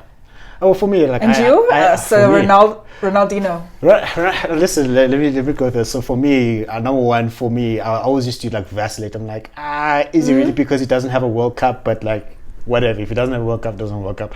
Lionel Messi, I don't think I can. And as a Chelsea fan, I suppose I'm supposed to hate Barcelona. Like I'm supposed to hate Barcelona because of the 2009. Are you a real fan? Huh? Are you a Real Madrid fan? No, I'm not a Real Madrid fan. It's Chelsea and everyone else. Ah, okay. It's Chelsea. And you like me? Yeah, Liverpool and like, the rest. The rest, I just care about the players there. So for me, Lionel Messi as a pure footballer, wow. I watch his goals. I'm like, what did I just watch? It's like, what did I just watch? Like this one goal against Qatar, he ran from the halfway line and went and he scored, and then he'll go past five players and they don't. I'm like, what am I watching? It's like watching God play football. If God could play football, I love that. Lionel Messi. Yes. It would be Lionel Messi. Wow. Then second, this is the people that I have seen play. I haven't seen Pele play. I haven't seen Maradona play. I haven't seen the old school guys play. I haven't seen Johan Cruyff play. I'm some of the people that I've seen. For me, then I'd have to put Ronaldo in there. Ronaldo. Cristiano Ronaldo. CR. Yeah, CR. Okay. Yeah, definitely. I mean, because if listen, I'm not gay at all, but I'm like, that's one attractive man. That is one man. That's a one attractive man, and just the way he celebrates, like he's got the best celebrations, I feel, and then he's got this air of confidence. Some people call it arrogance, but I just like how disciplined he is in the game. I'm on the fence, but either way, he is that good. So he is good. So it's like he can back own it up. it. Yeah, he can own it and he can back it up. And that's he used to play for Man U and used to terrorize us, and we lost that final in 2008. So you can tell I'm bitter about that. But anyway, so Cristiano Ronaldo, put him in there. Zinedine Zidane. Definitely, I was watching him play in the '98 World Cup and the 2006 World Cup. That headbutt was a bit unfortunate. Yeah, unfortunate. Unfortunate. He should have just he should have adopted your philosophy. Understand why the guy called you. I mean, whatever it is, and then they probably would have won. You would have like 2 World Cups, which is amazing. So that's Messi, Cristiano Ronaldo, Zinedine Zidane, Brazilian Ronaldo. Okay. Brazilian Ronaldo. If he had been more disciplined, he unquestionably. Ronaldo's actually really good. The Brazilian Ronaldo. Jeez, like he used to do things. I'm like, what did I just watch? Actually, and then fifth, I'll put Ronaldinho in there. Okay. Just because that 5-year period where he was just on top of the world was like, I'm like, what did I just watch? Just those are players that are. It's a good top 5. I can't even fault your top 5. I'm talking about all-time greats, yeah. But then, like in terms of like just favorite players, then I'm going to have to be like say Didier Drogba, Frank Lampard. Oh, I love Drogba. Yeah, Drogba, Frank Lampard. Yeah, Frank Lampard is better than Steven Gerrard, objectively speaking. I'm just saying. Rooney. Not Wayne. I'm not a Wayne fan. Look at you. I'm not a Wayne fan. I'm not a Wayne fan. I'm a Carter fan, but not a Wayne Rooney fan. So there's Drogba, there's Lampard, Juninho at a point. The guy in his free kicks was just absolutely amazing. Paolo Maldini. I was a fan of Eden Hazard. I was a fan. I was never a Hazard fan. Hazard was amazing, eh? Yeah, but then again, you also love Chelsea so much. So I have to. So I mean, I can come out here. I mean, I love Van Dijk. Virgil van Dijk. Like, people always like, Virgil van Dijk, but there was this one defender from Man United. What was this guy's name? Captain Block. Who was Captain Block? He's got a Polish name. What's this guy's name? Can't remember his name. He used to play for Man United. I'll find out what his name is, but that guy, that guy statistically was better than Virgil van Dijk. Just statistically, I'm just looking at stats. So you see, like that's the thing. All-time favorites and all-time like best players and favorites is really we can go here because favorite to me is subjective. Yeah, it's really so subjective. Yeah, Van Dijk, and I'm not arguing. Perhaps this person's stats are better, but really, I just think he's now. Yeah. Yeah. No. Well. Yeah. Well, he's great. He almost won the Ballon d'Or, but like you couldn't have given it over Lionel Messi. No. You couldn't have given it over Lionel Messi. So, like, what is important to you about friendships? What is it about it, like that friendships is and those relationships that are important to maintain? Important for me, honesty, obviously. Yeah. I'll speak to that again. I won't go into too much detail. I like, in any relationships, but so I'll repeat it in terms of friendships also, just honesty, hey? I like a friend who can check me. Yeah. And the friends that I currently have in my life, and then I can say, these are my boys and my girls, are the friends that check me. Call me out, guys. It's okay. Don't walk on eggshells. I mean, obviously, there's a nice way to do things. We all can agree to that. But like, I like friends that check me. Hey Cam, stop being a bitch. Yeah. Man up. Yo, Cam, you said you would do this. It's But you been didn't 2 do it. years. You're not yet. Yeah. Come on. Put your shit together. Yeah. Cam, you're slacking here and there. Okay. Cam, listen, love you, but the way you spoke to me that day, I don't like that. Like, check me, like, balance me, you know. We all think we know how to be the best friends for each other, but sometimes we don't. So I like a friend that can check me, to say, and when I say check, it's a broad thing, but I mean like, call me out on my wrongs. Tell me when I'm doing great. I like a friend, like, share the love as well. Yo, man, I love you. Like, I'm a friend that likes, I like the reassurance as well from a friend. Yeah. I mean, people talk about reassurance in relationships. I think it's important in friendships as well. So yeah, a friend that checks me, that can be real with me when I'm right, wrong, when I'm doing y'alls, when I'm doing amazing things. Just a friend that can just be real. A supportive somebody, because sometimes you may not agree with what I'm doing, but sometimes I just need somebody to have my back, to be there with me. A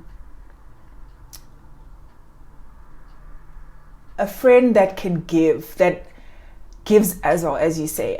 I think I've been in too many friendships where I've always felt it's one-sided, right? Whether that's the case or not, I mean, there's 3 sides to every story, but I felt, the fact that I felt I was giving too much and I didn't feel valued. Yeah, it's too much.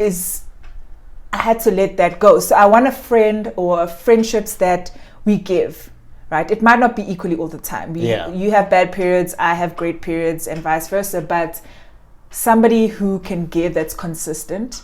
And then if I can just say lastly, is somebody that accepts me, right? Because I'm not sane all the time.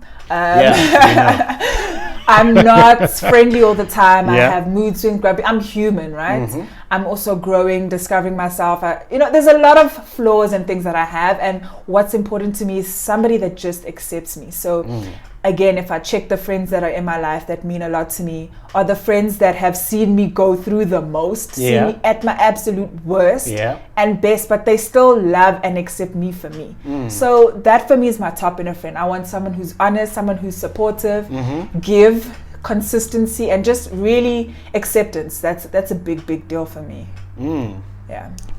And then, okay, so we've talked about this before, but how hard is it to cut off a friend?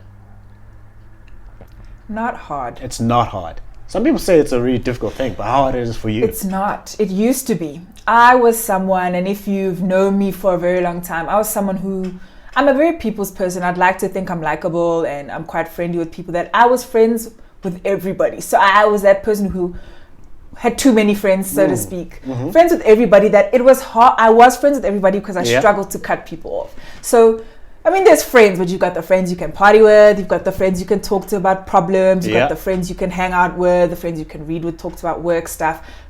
Friends fulfill different categories in your life, and then you've got a friends that are all-rounders. So the only ones I have left in my life right now are all-rounder friends, and that's those are the ones you need. Those are the ones that give lasting friendships, right? Before I had lots of friends, but there were friends I could only do certain things for. So if I know I'm going to this kind of job, let me hit up Njabulo. If I know, I'm going to a church event, let me hit up this person, that person. So it was hard to cut people off, and I think that's why I had so many friends. But as I say, the more I grew and I started realizing what's important, what do I want from a friend, what do I want to give to a friend, what can I give to a friend, is when cutting people off became easier. Where if they're not adding value to me and I'm not adding value to them, cut it off. And no hard feelings. So it doesn't have to be, and I repeat, it doesn't have to be a negative thing, right? Sometimes we just grow apart. So right now, cutting a friend off isn't hard. Even you. Even me. Even you. Even me. Let me just make it clear. If we get to a point in our friendship where I really am just like, Jabulo is not the person I respect anymore. Ooh. He's not somebody that's adding value to my life, and I'm not. I don't think we don't see eye to eye, but I don't know. We're bringing each other down. I'm not succeeding in a certain. We're not even supporting each other. Not watching each other grow anymore. Yeah. You know, we're not giving each other time anymore. Then I literally can cut you off easily, and it won't hurt because that's the right thing to do at that time. Yeah. I think it only hurts when the relationship is not mutual. So if I feel like, wow, we're fantastic, best of friends, and you're sitting here thinking, ugh, no, listen, she's just like an acquaintance, and then you cut me off. Yeah. Or that I think is where the pain and the difficulty in cutting someone off comes. But I believe when you cut someone off and you get to that point where it's easy for the both of you to move on, it was already dead. Yeah, it was already, there we go. Yeah. And that comes down to like the constant communication, the constant checking in, because you'll be like, how did we get here as friends? We don't talk anymore. And be honest. Yeah. If you find like suddenly Cam has taken a seat back in the friendship, you need to check me. I'm like, check me. Be like, yo, dude, I'm you've been so quiet. not afraid What's to check happening? people. I'm not afraid. and I like that, and I think that's really one of the qualities I like about you and why we're still friends, because we check each other. And we put in effort. We accept each other. You know I've got a lot of nonsense, but you accept me for you've got a lot of nyos, You know, the honesty, the brutal honesty we've got. That's so the qualities in my friends are all the same. Sometimes I feel I'm too brutally honest, but like whatever. Sometimes it hurts, but it's good. It's good. As I say, you always leave me then thinking and questioning and realigning myself. Yeah, that's what I like to do. The brutally honest side of you is helping me to grow and become better. Therefore, it's adding value. Yeah. So it's a good thing. So if it hurts, I would also be outright to tell you, dude. Yeah, well, there's a way to say things, or like saying, okay, you're just a bad person. What does that mean? You should rather say, okay, you could do something a lot better. Yeah. This is what you can do. 1, 2, 3. Yeah. What do you think? Be constructive about it. That constructive criticism, and not just assassinating somebody else's character. Yeah. I don't think that's a very important. What's not necessarily a good thing for you to go through. So here's something I want to ask, as might be a deep one, but have you gone through? This speaks to like mental health and emotional well-being. Have you gone through a moment that was like, I don't know if I'm going to survive this. I don't know if I'm going to get out of this. It's a really, really dark place. Have you gone through something like that, and how were you able to come out of that? Because a number of people, the reason people go out there and they off themselves, or they just go crazy, is because they feel that there's an obstacle that they are facing that they can't overcome. But I want to get from your perspective, what is it that you went through that you were like, I'm not sure I'm able to make it out alive, that you were able to make it through? Yeah. So I don't know, it's a bit difficult to speak about what it is I went through, but it was very traumatic. Okay. I mean, even till today in my life, it still like haunts me slightly. Yeah. I mean, it's something that I can never forget. I can never really get over, you know, because people think that you can get over certain things. So it's, I went through a very traumatic experience, and literally was at a point where I just did not care about life. I was like, if I die today, that's okay. I die. I don't care about anybody, any of my relationships, anyone in my family. I didn't care about romantic relationships. Didn't care about school. I just really was in the pits. Let me say that. Due to the experience I went through, I was in the pits, and I'm someone who's always had to have my own back growing up, be my own support structure and my person to talk to and my strongest person. I've never had a confidant in my life, really. So it's always been conversations with myself and God. That's how I found God. Because I really had nobody but God to go to. So that's where my relationship with God developed. It was that thing where it was always a conversation between me and God, or me and myself, and that sort of a thing, where this was the first time in my life where I went through something and I hated God. Oh wow. So the only person I didn't have. Yeah. I didn't even know who I was anymore, how to recover. It was really just a painful moment. I was in a state where I didn't even know that I was very like depressed and in the slums. I obviously engaged in toxic behavior just because I didn't give a crap. I was just like, I just don't care. Right? Why am I even here? You know, I didn't ask for this. Why am I alive? You know, the dark times. Went through that, and then, you know, like, because I only had myself and God like all my life, I never really believed in like therapy and counseling and that sort of a thing. And even for my family, like we never ever went through moments where they made it seem like therapy and that sort of a thing was encouraged or okay. It was never it was just never a thing. I learned of it through school, through psych and all of that, whoa, there's these kind of platforms, there is such a thing as mental health, because you're kind of groomed to be strong and cope with your things. So it was recommended by somebody who knew I'd gone through what I went through, and I was just like, nope, don't believe in it, it's rubbish. What is talking to someone gonna help me? Like re-explaining my stuff, like it doesn't change the fact that A, B, and C has happened, or this is life, you know. So I was very like negative and bitter and in the slums. And it took so much, hey. I literally hit rock bottom where I reached out to a friend because I never ever had like suicidal thoughts and that sort of a thing, but I didn't know what to do. I just woke up one day and I was just like, all I know is I just can't keep feeling this way. And I can't keep engaging in this toxic behavior. So I reached out to a friend, and I actually then like went to like counseling, and I tried it, and very weird. Very weird. I'm not sure if I recommend it, but helped, you know. Then that's really when I started engaging with myself on a more mental level. That's why I check myself every now and then. When I start feeling a type of way, I can pick out, you're feeling this way because of this. You need to do this to make yourself feel better, or you need to take a jog, so I learned better coping mechanisms through that experience, and that realizing that at some point in life we all go through some kind of mental turmoil where we just don't know how to cope, and it's okay to seek help, and it's okay to be mentally ill. It's a sickness, and it's something that we, especially in Black culture and people of color, we know that it's not something that's easily discussed at home or accepted. You're expected to be strong and keep going, and it is what it is. Life is what it is, but why does it have to be that way? And it's okay to feel what you're feeling. So I think for me, just that experience in itself taught me to, I was quite ignorant, I must say, about the whole mental thing. I never believed in mental health. I was always like, people make excuses for their toxic behavior. People act out and do nonsense. No. Like, it's inexcusable. You must be responsible for your actions, this and that, till you're in that position. And you are like, oh my gosh. This is what you're doing what you're doing, but you don't know why, and you can't stop yourself. And you know it's wrong, or whatever the case may be, but I don't believe in like the whole drug aspect of things though. Like, at that point in my time, I was like offered antidepressants. I was just like, no.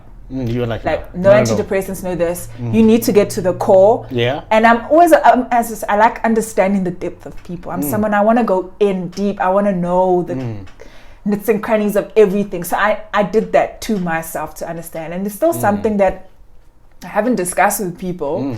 Not many people know, like even just this is a first time share, but it's incredible. It grew me. It changed me, and I would never take it back, because that put me on a path of just discovering new things about myself. My relationship with myself grew then. I never really, doing things yourself, sitting and talking to yourself. It sounds crazy, but I talk to myself. I listen to me. Take yourself on dates. Okay, I still can't do that. I've never been on a solo date. Never been on a solo date? That's fantastic. It's amazing. People always say that. I find it so weird. Like I get weird if I'm seen in public. Yeah. I do the pretend to be on a phone call thing. Yeah. You pretend to be on a phone call. Like you're waiting for someone and they're taking them out, be like, yeah, I'm on just so phone, people avoid chatting to me and I don't look awkward. Yeah, I don't know, I'm cringy like that. Yeah, like what are the things I like to do in being in a relationship with myself? Looking at the man, just have a conversation with myself. Or like check, I'm the same way I check myself as well. I'm like, no, Njabule, you need to go. You need to go. So I write it down, I think it, I speak it. But yeah, that's my thoughts on mental illness. Is that like I once was one of those people that never thought much about it. Yeah. And the little that I did think about it, I was always blaming the person. Putting blame on the mentally ill person instead of realizing that, guys, we go through life, hey? Yeah. We go through life. If I could write a book on my life, wowza. We go through experiences that trigger things. Yeah. That throw us off path. So yeah. I'm just looking up the book. My name. Yeah. What is that? How did I know you were going that way? I'm a servant to the Lord or something like that. I once read what my name is. I can't remember. No, because I was researching names. But do remind me. Then the name Camille. I think that's it's a French origin. Yeah. Meaning this is a very perfect. This is a meaning. You know what it means? It means perfect. It means perfect. It means perfect. Oh, I didn't know that. Yeah. Because I actually look at the root words of things. I'm like, I remember going through. What does this girl's name actually mean? It means perfect. I don't know where I got servant of the Lord from, but I once read some. I don't know. Anyway. Yeah. Oh well, I'll go with perfect though. Thanks. But yeah, no one is perfect, and I'm most definitely far from it. Yeah, sure? and so it's good to admit that you're not perfect. So, what do you think about people unhealthily comparing themselves with other people? So, one of the things that may cause people to be depressed, to be down and lonely, is because they hate themselves. Yeah. Because one of the people who's really inspired me to be on this journey of personal development, self-discovery, is a Muslim actually. Okay. By named Malcolm X. Yeah. Brother Malcolm. Yeah, Brother Malcolm. And then I remember he gave listening to one of his speeches online. He said, "Who taught you to hate yourself? Who taught you to hate the texture of your hair, the color of your skin, the shape of your nose? Yeah. Who taught you to hate yourself from the top of your head to the soles of your feet?" So a lot of people find that they hate themselves. Why? Because they're doing unhealthy comparisons to other people. With Instagram has got a lot of great things on there, but it can lead to people to unhealthy comparing themselves to another person. Definitely. This person's living their best life. They've got their relationships on lockdown. They're making the moves. They've got the money out there. But look at me with my 500 followers or whatever the case is, and I'm just not breaking ground as these other people are doing, and that can lead to a personal hell. I've been there myself, so I can talk. It leads to a personal hell where you end up being depressed and despondent. I'm like, this person's doing better than me. So what do you think about people, especially I think it's worse with females. I'm not sure. Maybe you can just weigh in on this one, where you'd unhealthily compare yourself to somebody else. So what do you think about those unhealthy comparisons and that leading people to, quote unquote, hating themselves? I think let me start off by saying I think we all make unhealthy comparisons. Great, yeah. We all make unhealthy comparisons, even though we know we shouldn't. And human nature. Let me put it down to that. And I did too. I grew up hating my ears. They were so big, and I used to, put a headband to cover them, silly things. And I think also as you grow up, you start changing a bit, and I started realizing that that's something so small, and you can't change yourself. You're born this way, this and that's. It's out there, and I really do put a lot of it down to social media. Yeah, I really do, especially today. Things like suicide and that were not nearly as high as they are now. Yeah, because all we're doing is creating false expectations and comparing ourselves to people. Yeah. Not even people we idolize, hey? Sometimes it's your worst enemy, but because they've got something better, you want to do better. It's unhealthy. It's crazy. And when you say unhealthy, it really is. Because we forget that we're people that are always in our minds. We think about things. So it starts manifesting, and you're giving it the platform to grow and consume you. And when it starts consuming you, it's hard to get out of that. Right? So I think what we're doing is important in the way that we write things down. Remind yourself what's important to you. Remind yourself why you're doing this. Remind yourself what you want to go for, where it is you want to be. I think doing that and revisiting that keeps you balanced, reminding yourself, when I see this fancy car, I already know, okay, that's not my vision. I don't want to live in a mansion. Not everybody wants a mansion. In fact, I want a place that's got enough space for me and my family and finish. I want a castle. You want a castle? That's awesome. Now, you know what I'm saying? So it becomes that thing where just because you see someone has it or can get it, you now want it. We're greedy as human beings. I think it's also a place that comes from greed. But yeah, we all compare ourselves. It's unhealthy, but I think a lot of it, you're right, is on social media. Why do we let, I don't have the answers, but why we let social media consume us? And we all do it. I post my bestest pictures, and when I'm out here doing nice things, I want them to see I'm doing nice things, living my best life, this, that. We all do that. But I'm not sure whether the tick comes in with people let that consume them. Because I can sit here and I can honestly say it doesn't bother me too much that other people are at certain places in their life. We all have different paths, journeys and destinies, reasons for fulfillment, etc. That although I admire her Instagram page or whatever she's getting up to, that's not the same path I'm going to be on. Therefore, wanting that and letting it get me down because I'm not yet there isn't going to help me, right? There is a few things in my life that I haven't achieved yet, and I'm a person who's very hard on myself, right? So when I do check myself and I realize I haven't done all those things I wanted to do that I set out to do, I do get into a slum where I'm just like, I'm not good enough. Why? I beat myself up. Why couldn't I do it? Other people got that quicker. You stuck up, so and so got that quicker. So and so's on their 4th degree. You just have this. So you know, I also make those comparisons, and I know it's unhealthy, but at the same time, it can be used in a positive light. How can it be used in a positive light? It's good to compare yourself to drive yourself in a way. Healthy competitiveness. You need to find a way to turn that into healthy competitiveness, right? Where you see someone achieving something, but it motivates you. Be happy for others. Let their success inspire you to also want to get there, right? It doesn't have to be one person that achieves it. We can all achieve it, right? Let's all sit at the same table. So use that to drive you to want to get somewhere, right? So I think it's out there. Social media is a massive influencer. We're all influenced by it, and we all add to it because I'm saying I'm influenced by that, but I'm also posting nice things. Maybe there's someone looking at my profile, got everything together. You know, she's busy traveling. So we're all contributing to each other. But try and find a way to use it as a motivator or as a means to drive you to reach what it is you want. But keep writing down and keep revisiting, what do I want? Right. So I think it's just that's really. That's an inspirational take on it. I mean, before we go into a speed round, so you are a big fan of traveling, right? Yes. So, where have you? Which has been some of the most interesting places that you've traveled and seen? Angola. Yeah. Wow. I didn't even thought about that. Yeah. Very interesting.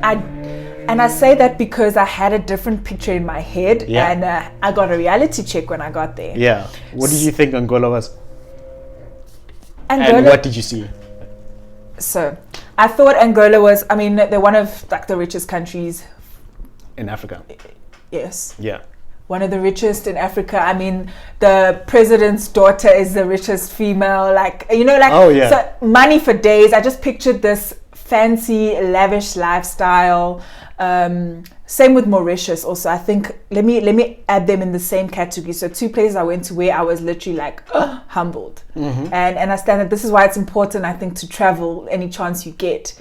Because we always go by what we see on social media, or the movies we see on TV, or these pictures in these magazines and stuff.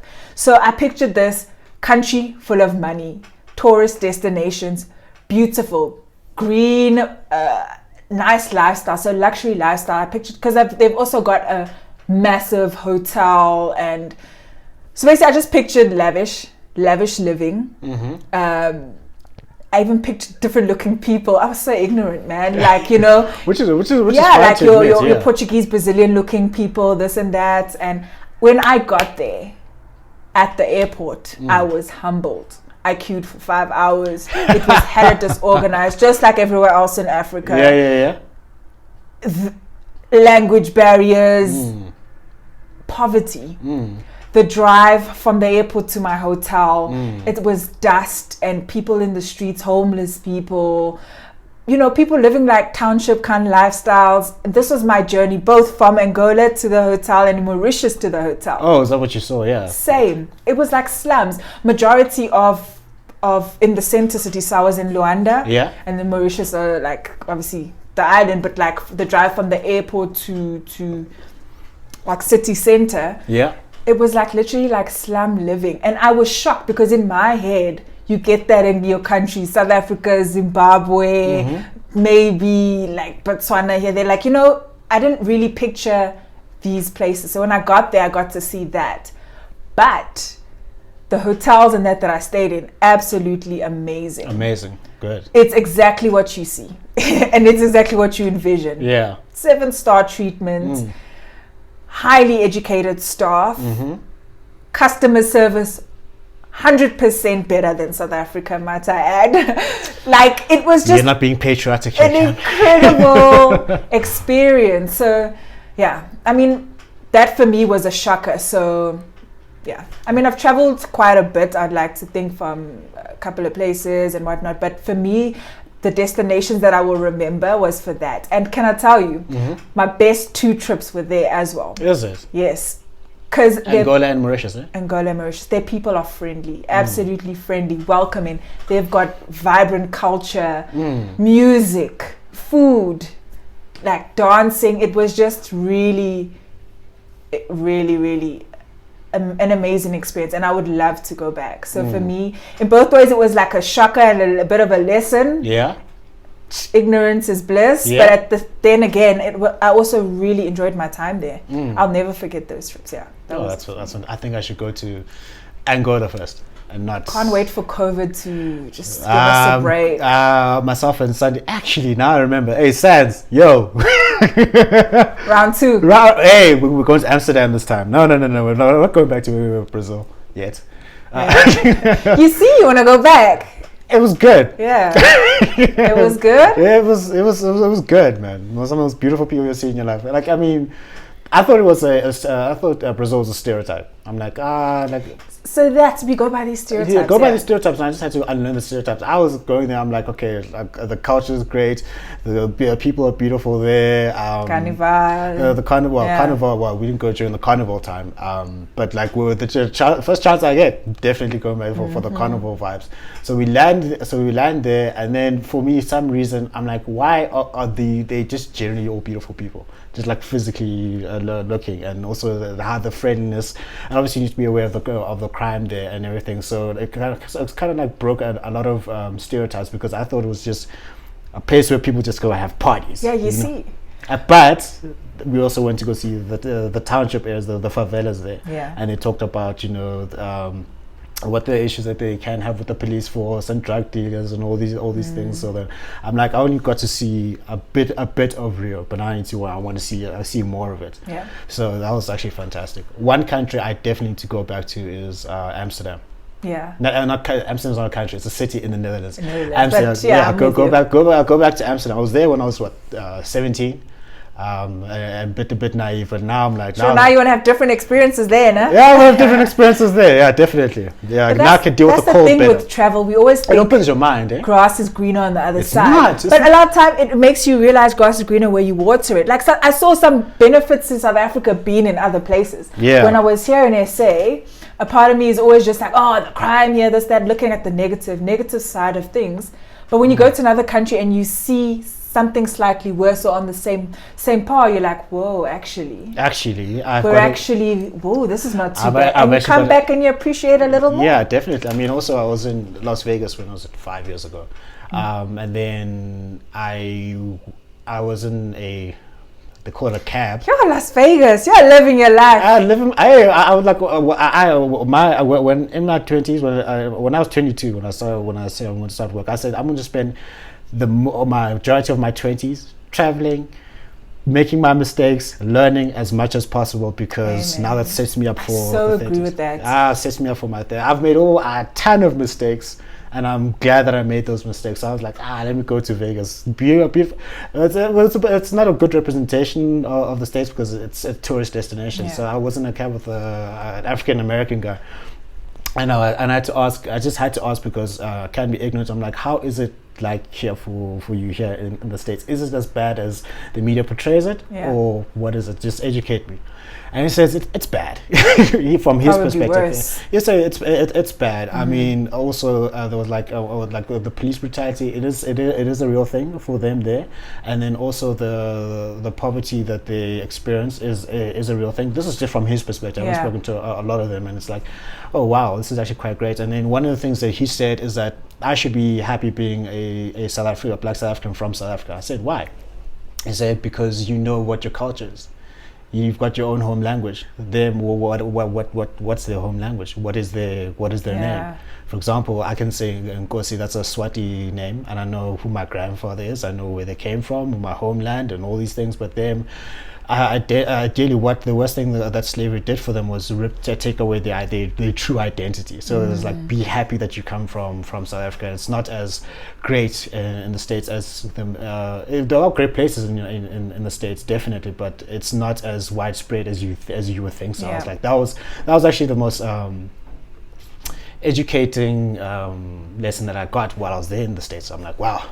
So I'm like, let me water my grass here, even though I still need to go back to And I mean, I've got a lot of negative things to say, and it's just my own things, but like, that's one thing I've always admired about South Africa, and one thing I've envied in a way is having a culture, like having ancestors and an inheritance. Like,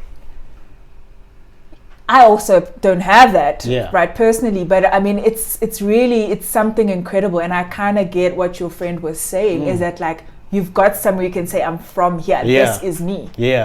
That is the grasp of you, and not a lot of people can say that. And I don't know who I was speaking to, but they said like, Americans are just Americans, whether you're Puerto Rican, wherever you come from. Once you enter there, you're American, and you're all American. You're not Portuguese American. You're not Zulu. You're not Xhosa, Swati. You're American. That's and South Africa is one of those few places where people really truly get to embrace, practice, and love their culture, and I think that is amazing. It is an amazing thing. Let's go to the speed round. And as I told you, true to form, it's been 2 hours. Told you. Oh. I told you. I told you. I do my job well. All right, cool. Speed round. So what a speed round is that I'll say a word, a concept, or an idea, and you give me your thoughts on it. All right. So for example, I'll talk about the color black, and then you just talk about what black means to you. Ready? Okay. All right, cool. Black Coffee's music. Black Coffee is an outstanding live performer. Seen him so many times, and I get so excited and just eager to see him over and over again. I think he's an amazing live performer, and one thing I really do like about Black Coffee is how humble he is. Hey? Like, he is so chilled. If there's something I like about a guy, is that he's just so down to earth and relaxed. Black Coffee is chilled, and he lets his success speak for itself. Yeah, and he's also open to helping people out. No, definitely. I find it amazing. Yeah, cool. Tom Mish. Tom, don't make me cry. First of all, Black Coffee brought Tom. We were there. We were there. No, I love Tomish. I'm a massive fan. Love his music, and the thing for me is I love like the violin. So I think I started listening to Tom in 2008 or 9. 2008. So you've been a long time. Yeah, a long time. Listening to his like he used to post like studio recordings, and that. Love him because he's an amazing musician, all-round musician. Like, he kind of reminds me, like, gives me that like young Ryan Leslie flair kind of thing going on. I love Tomish. I've got nothing more to say than I love Tomish. Okay, cool. Rhythm and blues. Don't know much about rhythm and blues. Haven't really given it too much time of day. I think I should though, actually. But I mean, I'm into like jazzy kind of stuff. So yeah, I think, I don't know. I don't really have much of an opinion on rhythm and blues, but now you've got me wanting to go home and listen to some rhythm and blues. All right, cool. Personal development. I'm all for it. My own and others. So I've recently gotten into this whole like training and development thing at work for like new staff and existing staff, and I didn't even know I liked that, but like now I'm starting to kind of really get into it. And so personal development for me is just, sure, I've had so many life experiences that's forced me to personally develop, and as I say, check yourself along the way. I highly recommend it for everybody. I think it's the most important thing above anything else is personal development. Once you know yourself and once you know your strengths and weaknesses and what you want, listen, nothing's impossible. Ace, you'll be an ace. All right, cool. All right, so who is your favorite artist? Like musical artist. Oof. I have so many. Okay. In so many different genres. Okay, name your favorites. Okay, Ryan Leslie. I know he's not so well known now because he's not really producing too much, etc. But in terms of producers, Ryan Leslie is mind-blowing. I still listen to all his work. I think he's an incredible musician, chilled guy. Look at me acting like I know him. He's a chilled guy. But you got him on speed dial. Yeah, he's a chilled guy. I feel like that. Yeah, Ryan Leslie, if you don't know him, please go listen to him. Incredible. I'm really someone, when it comes to music, I like people who master their craft. Yeah. So I like people, I'm not for commercial kind of music. I'm not a big fan at all for commercial music. So if you've got instruments in there, you can play instruments, sing. I love acoustic kind of music and that sort of a thing. So Ryan Leslie, Tom Misch, in terms of rap and that, I love G-Eazy. Give me some J Huss. In terms of like R&B and that, Joria Smith, LMA, I'm now becoming such a big fan. Teyana Taylor, like, musical artists, I can't choose one, but those are a few of my favorites that I find myself listening to very often. All right, cool. Money? Yeah. I want some. You want some money? Money. Well, everyone wants some money, babe. Question or just the word money? Yeah, just money. Root of all evil. The root of all evil. Yeah. Is it money or love of money? Money. Money itself. Really? You think money. that? Guys, money means nothing. It's just a piece of paper at the end of the day. Yeah. It's just the meaning we assign to it. It's the meaning we assign to it and the value and the weight that we give it. Money is nothing. You know that. We tell you that it's worth this much and it can buy this much and do this much. Right? So it's the root to all evil in the sense that, yes, we made it the root to all evil as human beings. But money can buy happiness. We all want it. I mean, I've got a lot to say on money, but generally the first thing that comes to mind is roots of all evil, hey? I look at, like the other day I was watching the foul thing of Jeff Epstein on Netflix. Oh, yeah. And all I could think of was money is the root of all damn evil throughout that. Besides a lot of other social injustices and things there, money. Because if you're someone with a lot of money, you can buy power. Yeah. You can buy people, assets. You can change political structures. You can rule a country. You can buy off the law. I mean, what can't you do with money? So for me, some say it's the root of all evil in that you choose what you do with it. So you can have a lot of money and bring a lot of positivity. Yeah. But you find good people are turned into bad people, or the bad side of them comes out because of money. Or is it money shows you who you really were? Maybe. Yeah. Maybe. Money. Maybe. All right, cool. That's frightening to think, eh? Yeah, it shows you who you really are. Because we're all chasing money, are we not? Yeah, in some way, shape, or form, I think so. Yeah. All right, cool. The last last thing I want you to talk about, Jabulo James. Let's go. Jabulo James. Oh. The greatest of all time. I love you, dude. I love you too, yeah. And for me, I'm so grateful to have you in my life. And not just saying this to you, but I think in conversations with other friends, I'm always mentioning our relationship, right? In my life right now, there's not many male friends I still have. Yeah. Because of feelings being caught and when stories. Jesus. But with you, it's different. It's different. I've never met somebody so kind. Never. And not even just out of male friends, just in comparison of friendships I've had in my life. I've been alive a long time, so I've never met somebody so kind and consistently kind. I've seen my friends be asses in front of me to other people. Yeah. You are kind to me, not just to me, but to other people as well. And I love to see it. And I just want to say, please just keep being you. And more than anything, you inspire me. Hey, you really are the definition of inspiration, or to my definition of inspiration. There's very few people I know that are go-getters but really actively put in work. Yeah. And ever since I've known you, as I say, I know when I'm with you, if I just spend any time with you, have a chat with you, I'm left there thinking, what can I do to improve myself? that's good. How can I better myself? Damn, Jabulu's already on his 6th book or 4th book or what.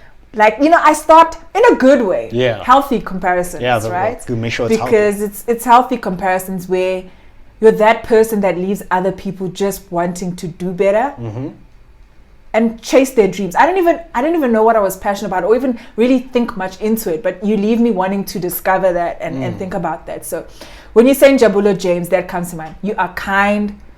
You're also so dorky. Dorky? How am I You're so dorky? dorky. I'm not dorky. How dare you, Kay?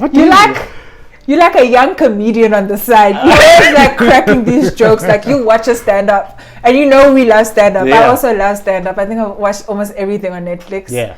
And like I miss the times that we could go and watch live stand-ups. And that's. I can't wait for Hope Level 2 brings that. Yeah, like when comedy clubs open up, we're going. Like with you, you're always like serious conversation. You will throw in something so comical in there, and I love that because like I don't like being too serious. We have to be serious about life every day, and sometimes being serious and thinking about difficult things all the time is a strain on one's soul. Why so serious? Why so serious?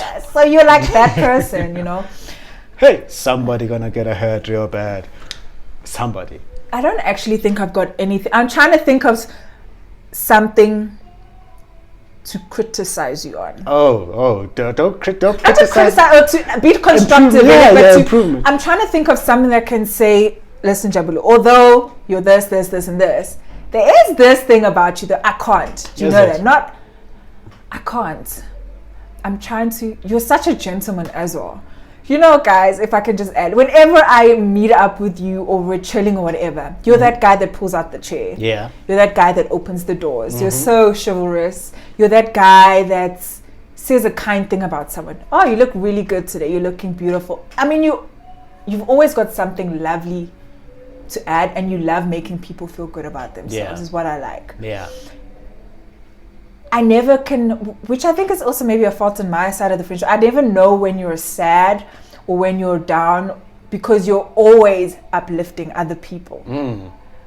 Yeah, I don't know if that makes sense, but you're always saying positive things and uplifting others, that it's hard to know when you're not. At least I can be like, oh, okay, he's usually bubbly and cracking jokes and usually pulling out the chair. Today he's not, so maybe he's really he's down. Yeah, you're not that guy because you're consistently so doing the most. Yeah.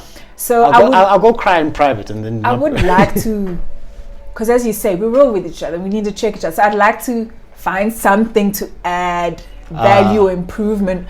But at this point right now, we'll take I'm sure it'll come out. I've got some stuff to share. We'll take it offline. We'll take it offline. You're brutally honest, but I can't even fault you on that. I think the fact that you're so brutally honest is really good. Hey, you're going to learn today. You're going to learn today on my show. Yeah, call me out. Let's go. I'm ready. Hey, Kat, you're going to learn today. That's Jabulo James. That's, for me, that's you summed up. That's me summed up, yeah. See, that's a great ad commercial. Many more, but that's you summed up. Yeah. I don't wrestle with an alligator. I done tussle with a whale. Done handcuff lightning. You and see what I mean? Sunday What I day. just said? Only last week I murdered a rock, injured a stone, hospitalized a brick. I'm so All good at lightweight making to him, baby. That's all lightweight to me, baby. Lightweight, baby. Now with the gyms open up, I can do that. All right, that's been myself and Camille on another episode of the NJ podcast. This is episode number 1313, baby. Lucky number 13. Lucky number 13, yeah. So Nah, that's man. with me and Camille. It's been, I told you, you've got some insights to share. You were a bit shy initially, but like it's been fantastic. So that's me, and that has been Camille. And also, guys, remember that success is a progressive realization of a worthy ideal. That means you're going after what you've always wanted to go after, and not because another person is telling you to do so. So you need to go out there and change the world because you are the only person that can. And some of the takeaways I've gotten from Camille is that, number one, people need to develop relationships with themselves. And also the grass is also greener when you water it. And her favorite tagline, if it costs you your peace, it is too expensive. Thank you very much for joining me, Cam. It's been a good time. Thank you so much for having me. It's been incredible. I look forward to another session, I hope, We'll at some point in the future. we'll have another one. We'll have another one. And guys, come on the show. Sandila, I'm getting you on the show, guys. Sandile, I came on the show. That means you can come on the show. Cool. And that Wow. was a session. I thoroughly enjoyed that. That was a good I'm time. glad I pulled through. Look at me no. leaving my gel on your things. And Nah, all that's that. fine. I sanitize them afterwards. That was. It's And you outtake somehow time. made the time. Whew, Yeah. the time fly. Yeah. Where must I put this? Because we talk, yeah? We talk. It's time for the outtakes, baby. Now you can face the camera and you can face the camera, Cam, and we can just talk. So how was that, huh? That was really enjoyed that. Listen, I get very cringy and shy when I have to face cameras and speak in public, knowing that you're speaking in public. But I really enjoyed that. I had a lot of fun, and as much as you say I had insight to offer, it was very insightful for me. So what did you learn was- about yourself, and what did you learn about me and the topics we were talking about? You know what? I still have a lot to think about. I think things like this leave you, like my feedback on some of the questions that you had, like it leaves me with room thinking that I still have a lot to think about. And it's been a minute actually since I last had a look at my goals and stuff that I've written down. I had a look at that last in Jan. Now post-COVID, just repeating your routine every day. I haven't taken the time to, now we're on level 2. It's time to keep the ball rolling. Yeah. Where do I go to from here? So that for me now, leaving this has left me wanting to now go back and pick up where I left off, or revisit where I left off. And also I did learn that, you know what, I didn't feel like I had, when you asked me to come on here, why I didn't want to initially. Why didn't you or want why I was hesitant to. It's not that I didn't want gonna to. judge I'd you, love Cam? to always I wasn't gonna judge you, support Cam. you on your ventures Yeah. and so forth. It's not that I didn't want to. I felt like, I want to say it was unhealthy comparison, but I felt like Jabulu is here, man. You are looked up to by so many successful people already. I don't even know who they are. I don't know Let who me they tell are. you, people who are already successful. Every now and then I post, the pictures that you send me, like I'll post it on my Insta status. Yeah. I've got people in the DM saying, wow, yo, 100% agree with that. Just sending something like that shows me that you're reaching more people than you think you are. So when you asked me, I thought to myself, what do I have to offer? Like Njabulu is here, he's writing books, you're a public speaker, you're engaging with people in academia and this. I don't do much of that. So I So always was it felt an like insecurity type of thing? Eh? maybe. Yeah. It was like you asked me, is it because I'm your friend? Or like what value can I add? And I told you, I only like to engage in things where I feel like I'm adding some sort of value. It's almost like, why are you doing it if you're just doing it for the sake of doing it, right? So I was hesitant. When I saw Senate, I was a tad bit motivated because I was like, This is Princess Mush. look at it the other way, Cam. Yeah. He sees something in you, right? And I keep telling you, I And see you don't know something what in it you. is. I don't know what So it it's is. like, it was that where I was just like, I've got nothing to lose, Yeah.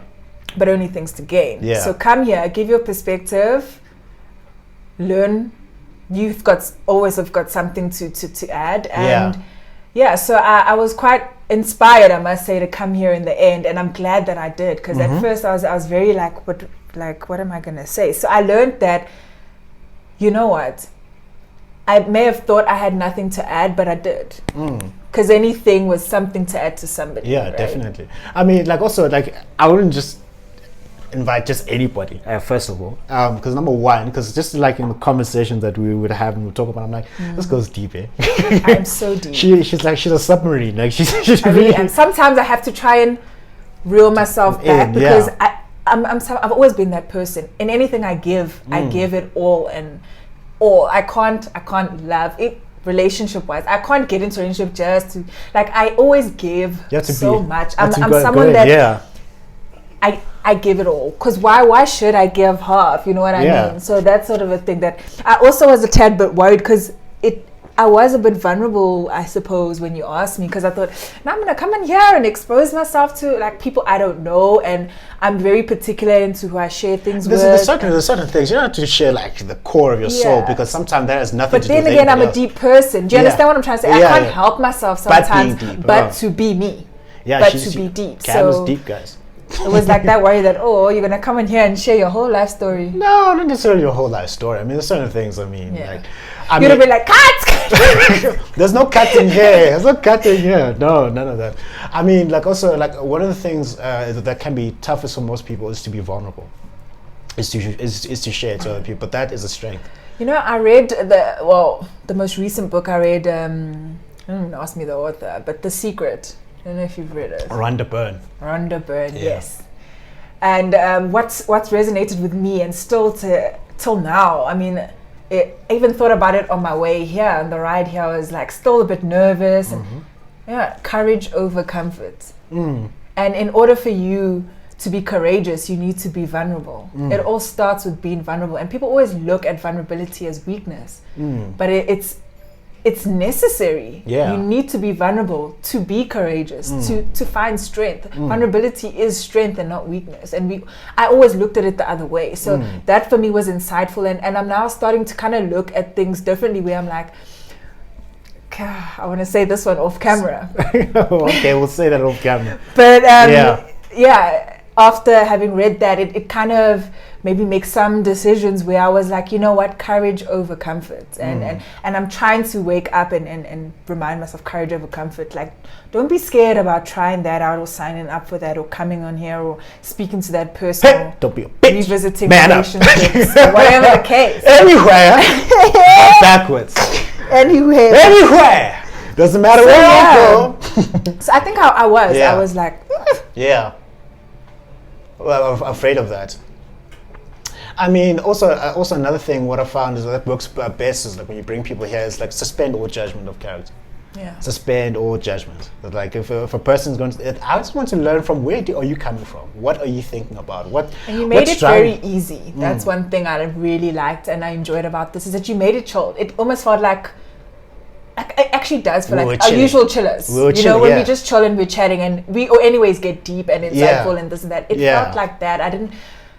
My anticipation was that it was going to be like an interview, and like, I don't do interviews. Today, Camille, tell me your thoughts about this, and I have to come with like facts, and I have to probably should have read before, or I almost felt like it was that. But now I'm happy to say, and to anyone else who like Njabulo is encouraging to come on here, trust me, you won't regret it, because it's chill. It's literally just like an easygoing conversation. And I'm not inappropriate. I don't think I'm inappropriate. Sometimes maybe, but I don't think I'm inappropriate. What do you think? We're in the month of August, right?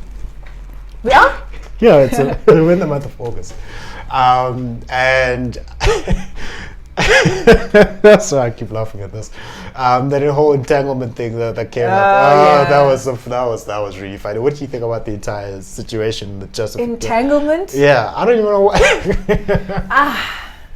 I don't want to have opinions on people's relationships. No, not on people's relationships. Yeah, like I don't want to get into this, but that word has stuck. I was listening to 702 in the car yesterday, and they're talking about entanglement. They even brought on a sexologist on the radio. Oh! Hey, brought her on the radio, and they're talking about entanglements. If you find yourself in an entanglement and you're going through, she was giving legit advice. So I think everyone is now. We weren't so aware of it. We had this whole blesser vibes, cheating vibes. I mean, we had all these terms underground that we used to roll with. Now we've given it a definition now. People have questioned the entanglements since the word entanglement has come out. People have dropped them. They're like, yo, we're actually not dating. We're in an entanglement. It's like an enlightening kind of thing.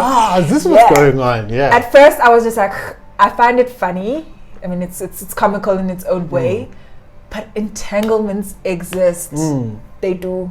And they're like in different forms. I also gonna have to check myself. I'm like, do those exist in my life? You think some of our friendships are entanglements? Or those we let go of perhaps were entanglements? I think so. Because there's different levels to it. What's entanglement to you? Well, like the dictionary definition of it. I don't want the dictionary. What do you like? I didn't even look it up. I just like I went and I looked it up. I thought it was something to do with like wires. That's entanglement. It sounds like strings. Something caught up. But it was because she was like our entanglement. I was like. Mine in August, entanglement. By the way, I love Jada Pinkett Smith. I love Will Smith. I've been watching Fresh Prince of Bel-Air once over and over again. I'm like, oh my god, him and those pickup lines. Why don't you just sing in the song? No, well, like that. Like that's a remix to it. This is a story all about how. So for me, I will look at the definition. It's a. So that whole thing that says situationship. It's like a relationship that's not being defined as we're dating boyfriend girlfriend. We're not sure what it is. It's a form of relationship that hasn't set boundaries. Entanglement's deeper than a situationship. Deeper than a situationship. Yeah. For me, entanglement is the next level of situationship. So a situationship to me can be something like maybe like a friends with benefits thing. Yeah. Like, hey, we're not really dating. What kind of friendship does not have benefits in it? Sexual benefits. Oh, is that what you mean? Okay. Friends with sexual benefits. Or you just met someone, you guys haven't really done the are we dating thing conversation, but you're pretty much acting like you're in a relationship. For me, that's like situationship vibes. Entanglement is now deeper. It's like guys in marriages, but have full-blown relationships. They actually got a girlfriend or that. So for me, when Jada mentioned the whole entanglement thing, it was like the heightened version of a situationship. It was more in terms of a marriage thing. It was like more emotional depth to it. It was like someone is either in a cheating, but it's not cheating, but not as okay. So a situationship to me was more so two people that are in something that's not defined. Yeah. The entanglement is like cheating falls under there, or like side chicks and stuff. Bless it. That for me, all of those things fall under that entanglement definition. That's like how. And is it wrong, or is it context dependent? It's what wrong? Because you need to be. Is entanglement wrong, or like which entanglement? Oh, like because wrong as in what? Now you got a girlfriend and you cheated for one night, or you've got a full-blown affair. Like I need context to decide if something is right or wrong. Is right or wrong? Okay, so like if you're in a marriage, and you've got a full-blown relationship on the side, your entanglement is wrong. Because I believe this is a personal thing. If you're unhappy, leave. People love making this thing like marriage is a lifelong commitment. It is. It should be. But the moment you break that contract, you breach that contract. Leave. Let's backtrack to something Don't involve that us. Was so something that was just so funny that you just said. If you're not happy, just leave. What? That's so funny to me. And I really honestly think it's simple. Oh wow! And I've never been married, and I don't have kids, so I may not have the rights, people would say, to speak like that. But I really think it's that simple, because a relationship's a relationship, be it romantic, friendship, work. If you're unhappy, leave. Everything is a contract. A marriage is a contract. The moment you cheat, you breached our contract. It's null and void. So now you can leave. You leave, I leave, whatever. The nitty-gritties will be worked out. You know what I'm saying? So like for me, when you say, is it right? Is entanglement okay? Yeah. No. In that context. And same with a relationship. Right? Because if you're cheating, I think if you're just dating and you cheat, it's almost like but like, why did you go for that person? Are you unhappy? Maybe you need to address your person, recheck your relationship. Maybe you're actually in love with that person you cheated with. Like, there's lots of other things. So for me, entanglement, it's not necessarily wrong. I think it's also, as I say, you learn from all these things, right? So the moment you entangle or you engage in entanglement, there's a lesson there. If a person doesn't discover what it about. is. Yeah, I mean, like, I think it goes back to being truthful and honest with yourself, exactly what it is. What is it really that you're being involved in? Because like that entire thing just had me thinking. I'm like, oh, what? Because I'm curious. I'm just curious because I like to just to read up on it a lot, and it was like going wild on social media and all but these now things. It's like, it's really been used widely. I've heard entanglement a lot in the past few months, days, weeks. No, that's even on the radio. Like, how are you like speaking of entanglement? They put a whole, and they were like talking about this whole situationship story, turning into entanglements and cheating in marriage and cheating in relationships and friends with benefits. Like, this lady had an entire discussion, but they were referring to it as entanglement. A professional sexologist was like, entanglement. And this is a person who studied and learned and grew. Yeah. So what are things that like you're afraid of doing? Like things that you're like just fearful to do? Disappoint who, my parents. They'll be fine. They'll be fine. I like to act like I'm big, strong, and I'm like, whatever, like my life, my rules, my life, my rules. I'm a grown woman. They'll be fine, man. But then, like, I'm afraid to disappoint them. Like, so where do you find the balance of like disappointing them and making yourself happy?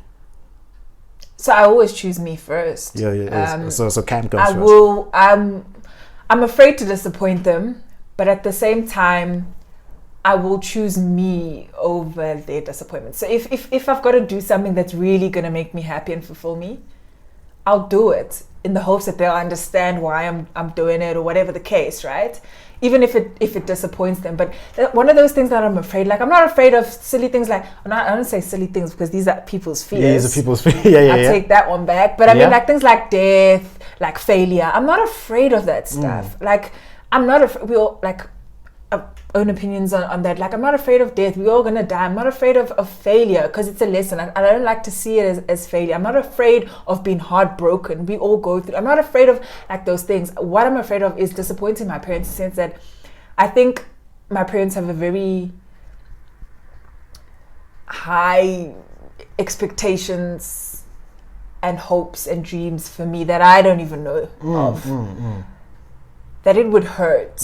It would hurt me to disappoint them.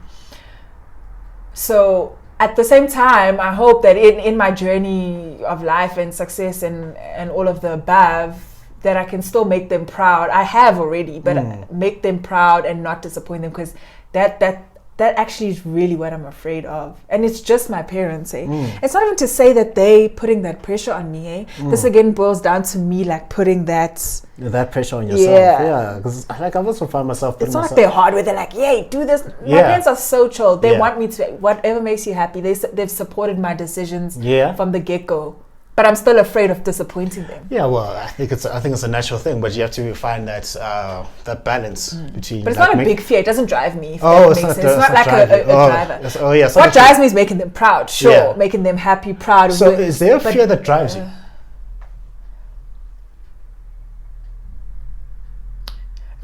This sounds so weird after what I just said, but like, I'm terrified, absolutely terrified of being human trafficked.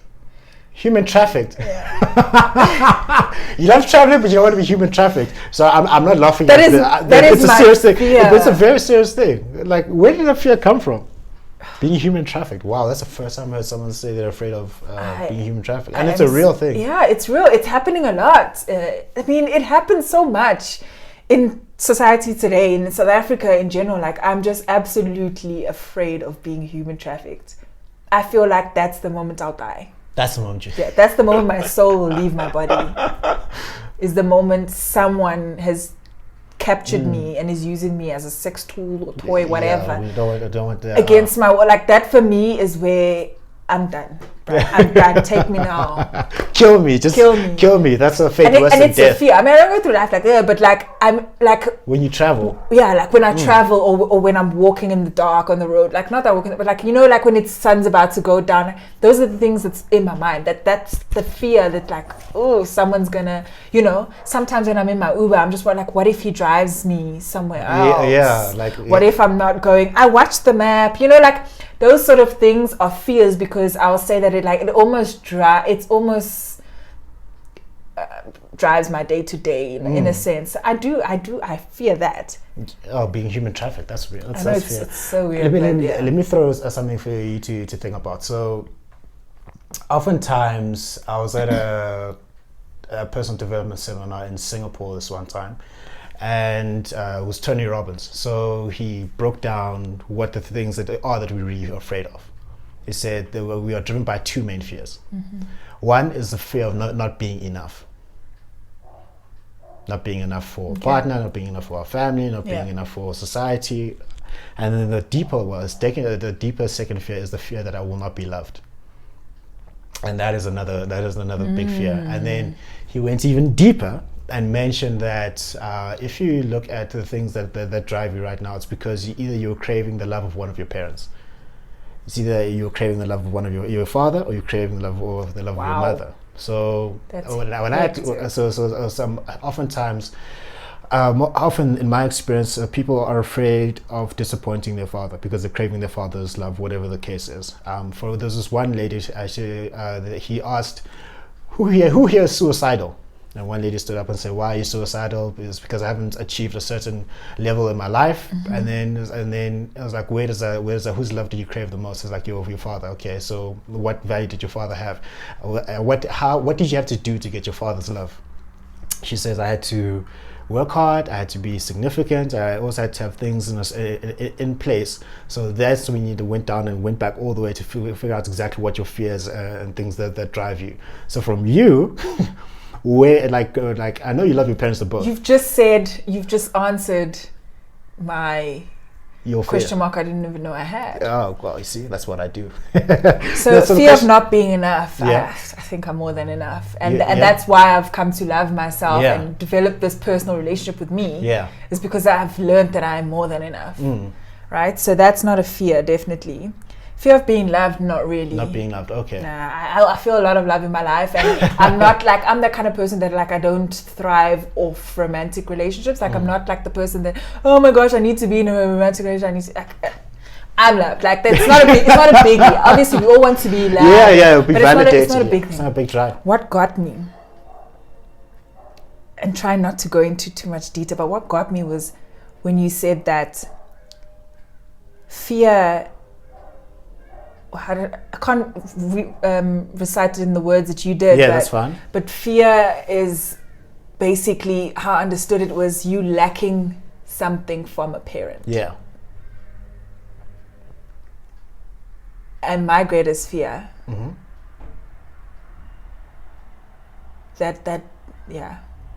don't know how, I don't want to go into details, but it relates. It relates, yeah. I lacked something, I lacked something from, okay, so from my past or my life, from a parent, that has made me have this biggest fear. Yeah. Okay. All right. Yeah. That's So when you said that, I almost was just like shit, because for a minute there I was wondering, why is that my biggest fear? Why am I so terrified of it? But now it makes sense why I am so afraid of that. It answers that. Yeah. You answered a question I didn't know. You answered me in actually why is that my biggest fear? I mean, you've never heard that. It's a bit of a weird fear. I'm not afraid of not being enough or being loved or failing or. Yeah. But I'm afraid of that. Yeah. Why? Because of doing that whole root cause analysis. For me, one of the biggest fears, things that were driving me is wanting to be an overachiever at one point in time, where it was coming from the wrong place. I recall us having this. It came from the wrong place. Now it's coming from the right place, because now because I love what I do. For me, it was I think growing up I craved the love of my father the most, because I was like always with my mom, but my father was like, he did love me, but I felt that I didn't get enough. And then I was like, okay, so what does he do? He's academic, overachiever, all these things. Then I felt that in order for me to get that, I had to be that way. And then I checked myself. I was like 16, 17. I'm like, yeah, I'm doing this for me. I'm doing this for me. So I had to go back and think. I'm like, that's where the work comes from. Because sometimes most of the issues that people are facing now as adults has absolutely nothing to do with them, but how they grew up, other people's values, and that they have not gone unchecked and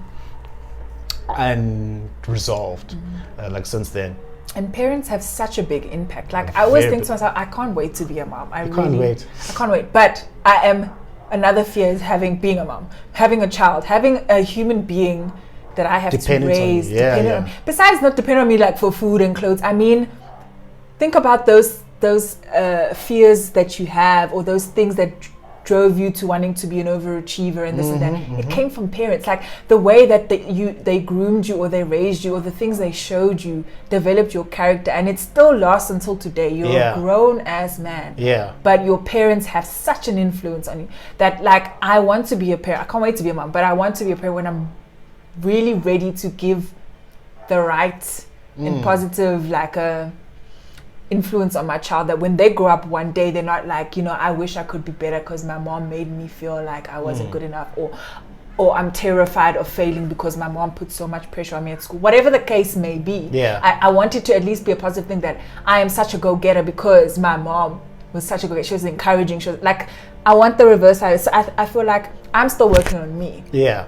And I'm still working on me because there's some things in my childhood, in my past, damaged me. I don't use that word, but like that impact you in a way that don't serve you right now. It's a lasting impact that's that I'm still working on for me right now. That how can I go out there and produce another human being and impose that on them? Yeah, because so it's almost like that. It's so that's terrifying. You're gonna like in some way, shape, space, or form mess up your child in some way, shape, space. No, I can't. Don't you? In some way, not obviously not like you're gonna like ruin their lives, but like you're going to impact them in a way that they're gonna have to unlearn it, because at the end of the day, no one has this thing figured out. There are books and books, and nobody has it figured out. So that's one of the things that I had to learn, is that for young men especially, like when your father dies metaphorically or your parents die metaphorically is when you realize that they don't know any more than you do on a specific topic. When you say, "Mom, Dad, what should I do?" and they're like, "I don't know,"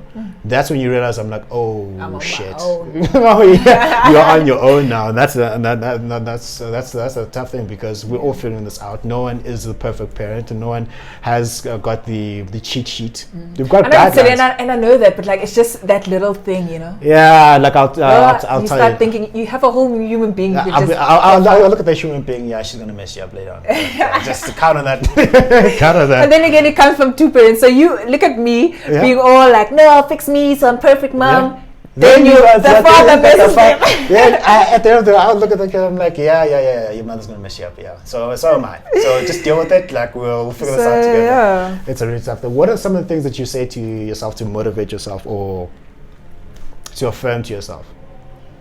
Like you look at yourself in progress is progress. Progress is progress. It's always something I keep reminding myself. Yeah. That it's about where you're going, also, not too much about how fast. It's important how fast. You don't have all the time, though, and time waits for no man. Yeah. But it's important to be grounded in the sense that you know where you're heading. That's the biggest thing. Then from there you can work out how to get there, how fast, what do I need to do. If you're just heading somewhere trying to beat the next person and you're not really sure where your end destination is, what's the point? So progress is progress, and it's more important to know like where you're going than how fast you're getting there. And also that I'm enough. I keep reminding myself that I'm enough in every way or form. Romantic relationship, friendship, family. Like you're enough. What you're doing is enough, right? But also never stop improving yourself and growing. So never get too comfortable where you're like, And I'm like that. I'm such a procrastinator in every aspect. Yeah, join the club. I'm t-shirts. The biggest procrastinator. Like if I've got to write an assignment and I've got 2 weeks, I'll 4 days in advance start reading on it, or like I'm just that person. Not that I don't care or I don't have motivation, because I can motivate myself easily, but I'm such a procrastinator, so I've got to keep reminding myself that yes, enough is enough, but you need to do better. You need to go for more. Yeah, so a few things that I a few things. like to remind myself or tell myself. For me, I go Muhammad Ali on it. Yeah? Yeah. And what's that? I don't wrestle an alligator. I don't tussle with a whale. You don't take it head on. I don't tussle with a whale. I handcuff lightning and I've thrown thunder in jail. So what do you do to keep yourself going? Keep myself going. Actually. Keep myself going. Hey. So you say, yeah, like you aspire to be like the best and you're an overachiever, but like what is it that keeps you achieving though? What's your drive? I've always wondered. This man never stops, eh? I'm working. For me, it comes from a place. I think I want to keep proving to myself that I can reach another level. Because I always used to do it to impress somebody else. So it's not about status, money, fame. Well, yeah, at the end of the day, that's a nice thing to have. I've seen people with the status, with the money, with the fame, and all these things, and they were ready to commit suicide. And I'm like, wow, that makes no sense. For me, it's the drive. I believe that the essence of life is growth, and to do the best you can. The more you do, the more you get. So I find it that human beings are the only ones that stop growing. Like for a dog, when does a dog stop growing? When it's done growing. When does a tree stop growing? When it stops growing. Human beings are only people that limit themselves. For example, they reach a certain level, but they can't go to the next level and they will just stop. For me, I want to max it. The truth is that there's no limit to your growth. I want to figure it out. Okay. For me, like, why do you work so hard? Why do you do all these things? And the question for me is like, why not? Why not see how great I can become, where I can see, where I can go? Why not? I'm just after that at all. I mean, in my younger days, I'm talking like I'm 89 or something. I'm be like, okay, Gramps. I'm not Gramps. My younger days, like 21, 22. I always used to go and chase. I want the money, I want the girls, I want the status. Then I went through a period. Yeah, it's growth. It changes. Yeah, I went through that period. I'm like, so now you've got all these things, and then what? That's the worst thing for you that can happen to you. Is like you work so hard for this goal, and then you get there, and you're like, is this all there is? Yeah. And then that's the worst thing. They're like, I'd rather fail, or in your case, learn, because now I can pivot and change. But then now you're successful, and now you're still miserable. So that's what I was saying. Like when you ask me, like, how do I define success? Like it was kind of difficult. Because then I was like, you can't just have one definition of success. As you say, you aim for that, then you get it, and then you're like, is this it? So that was a success in itself. Yeah. But your ultimate success, what is that? Yeah. Because you're going to keep trying to reach a higher goal. What is ultimate success? When you're happy and you're fulfilled. That's the only way that I can make sense of it in my head. I don't know. So this thing of like living life in a beautiful state. I mean, what that speaks to is. People say I'll be happy when I get a certain result, when I get that promotion, when I get that job, when that business is thriving. However, the process is the most important thing. I think I'm maturing to start to enjoy the process versus the end result, because end result is the end result, but then I wouldn't spend our lives so much in process. Chasing a new goal. Yeah, chasing a new goal. So I'd rather enjoy the process. I enjoy the hunt, really. Yeah. The hunt better than the catch. True. Yeah, so that's what keeps me going. Process and recognition, eh? The process and recognition, and also to check your ego is I'll look at all of human history. I've been on this thing of like studying all of human history, the richest people, the most successful people of all time, and what they've been able to achieve. So the moment you're like, I've arrived, you look, no.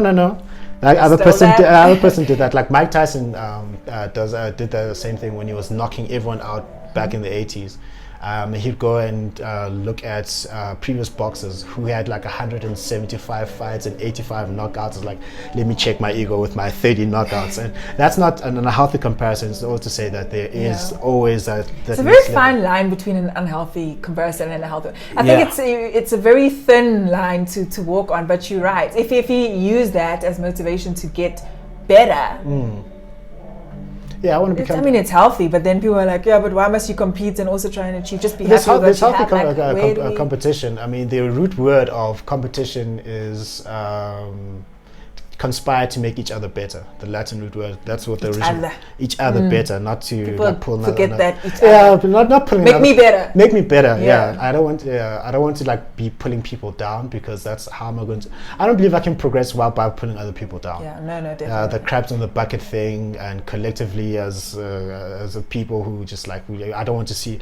For example, if you become successful in whatever, reach a certain goal, I don't want to be in a point where I'm like, the only way I can succeed is to pull Cam down. Yeah. Because I mean, Can I say, like, like we were on the friendship topic, like for me though, so I don't want success like by pulling other people down, but at the same time I let people go for bringing me down, because sometimes you can get to a point where, so I was in friendships where like they were pulling me down. It was just all about partying and wasting money on booze and nights out, and I would like, make it to work on Monday. Here they're calling in sick, and they were just like a bad influence in a way. It was like, like they never took anything seriously, and they had no aspirations and goals, and weren't go-getters for anything but the party.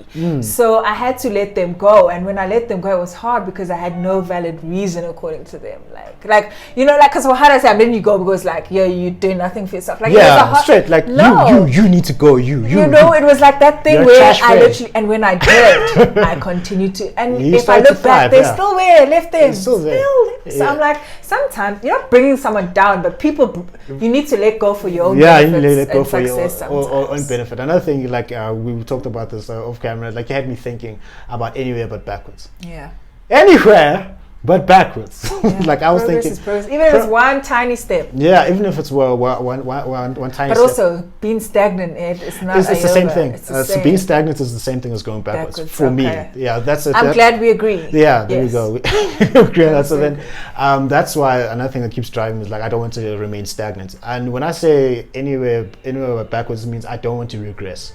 I don't want to go back, because I know what it's like to not achieve your potential. I know what it's like to be in terrible friendships or terrible relationships and things that don't serve you, and just living by other people's opinion. What is it they say? That the lesson will keep presenting itself till you learn it. Until you learn it. So the reason why anyway but backwards is because you've learned that and you're done. Now I'm done. I'm not done. Right? Nah. If you keep going back, it means you still have something to learn. So go back. Yeah, go back and learn. Yeah, no. And then come. I refuse. I refuse. I agree. I think I'm going to add that to my fears list. Being stagnant. Besides being human trafficked, I'm afraid of this staying 10 years past in Jabula, and I'm still in my same apartment doing the same old thing. Well, some of us are in our castle in Scotland. And all of you are in your castles in Scotland, this, that, like... Being chauffeured in Bugattis, Yeah, so remaining stagnant, ooh, no, thank you. Like, okay, so yeah, let's not remain stagnant. So let's say you wake up, you've got $50 billion in your bank account, right? What is the thing that you're just going to spend money on? Because I don't care. Because now money is not an object. Now, what is it that you want to spend on? Just in J, other than shoes. 50 billion, what do I want to spend it on? Yeah. Like in essence, money is not an object. What are you going to spend all the money on? Yeah. Travel. Just travel. Dude, I want to go and see the tiniest villages in every country, see the biggest cities in every country. I want to involve myself in these foundations, not to be like the running, just to take part. I still want to learn along my having fun, if that makes sense. Like just travel, to be honest with you, I'd love to. I think any big amount of money I would come into, that's where I would want it to go to. Travel and experience. Yeah. I want to eat. Yeah. I want to taste this and that booze. I want to enjoy. I want to live. Feel free. Travel. But yeah, do what I want to do when I want to do it. You know, that whole like strive for freedom kind of feeling. And I feel free whenever I'm traveling, even if it's on a business trip. That's why I enjoy it, because that's when I feel like there's so much more to this world. Whatever you're worrying about, put it aside right now. Whatever's stressing you, just let it go. Enjoy this view. Enjoy this moment. If I'm eating something, taking a sip of a drink, wherever I am, I'm just like, take it all in. It's that split moment where you're free. You're totally free. There's nothing holding you back. And that's what I enjoy most about travel. Really. Yeah. Like it gives me that feeling. I don't feel freedom. Yeah, you're not tied down. Yeah. You're not. That's actually, I want freedom. And when I come back home here, yes, I'll pick up whatever it is I left there. But in that moment when I'm wherever, I'm there. Traveling and Everything else, it doesn't matter. Yeah. Like for a minute, yeah. Yeah, so that 100%. So if I had money, hell yes, right now. Right now, that's all you do is Yeah. just travel. Just travel. Yeah, so like you're familiar with the concept of a love bath. I think I've mentioned this to you before. You and these love bath, yeah. Yeah, you're coming familiar with the top. I don't know why. Like, why are you afraid of being affirmed? Like, what is? I am so I don't know. Why? I'm not used to it. You're not used to it. No. That is fantastic to me. Like when you were talking about like me opening, being it's chivalrous. a new concept. It's not that I don't like it. It's just very being like you're saying, being chivalrous, opening. My mom taught me all that stuff. Like that you should be a that like how you should be a gentleman. Like she said, like just you must be a gentleman. Let the ladies go first. Open the door for them. Pull up the chair. Treat them with respect. I have not always honored that commitment. I will be.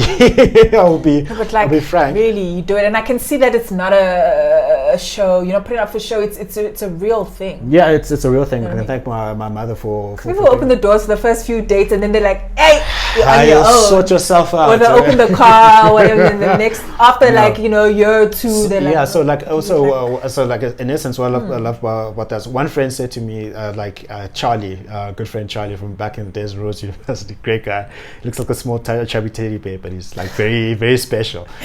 He said to me that friendships, the difference between let's say a romantic relationship and a friendship comes down to sexual benefits. Take that aside, it should be the same.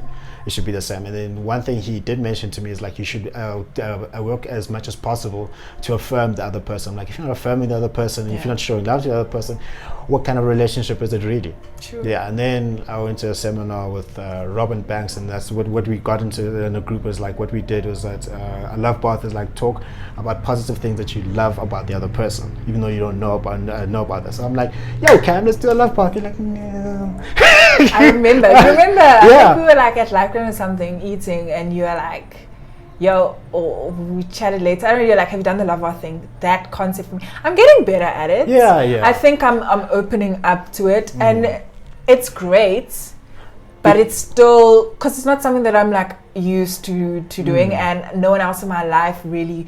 I come from a very unaffectionate family. We don't do hugs and kisses and I love yous. I don't like, not really.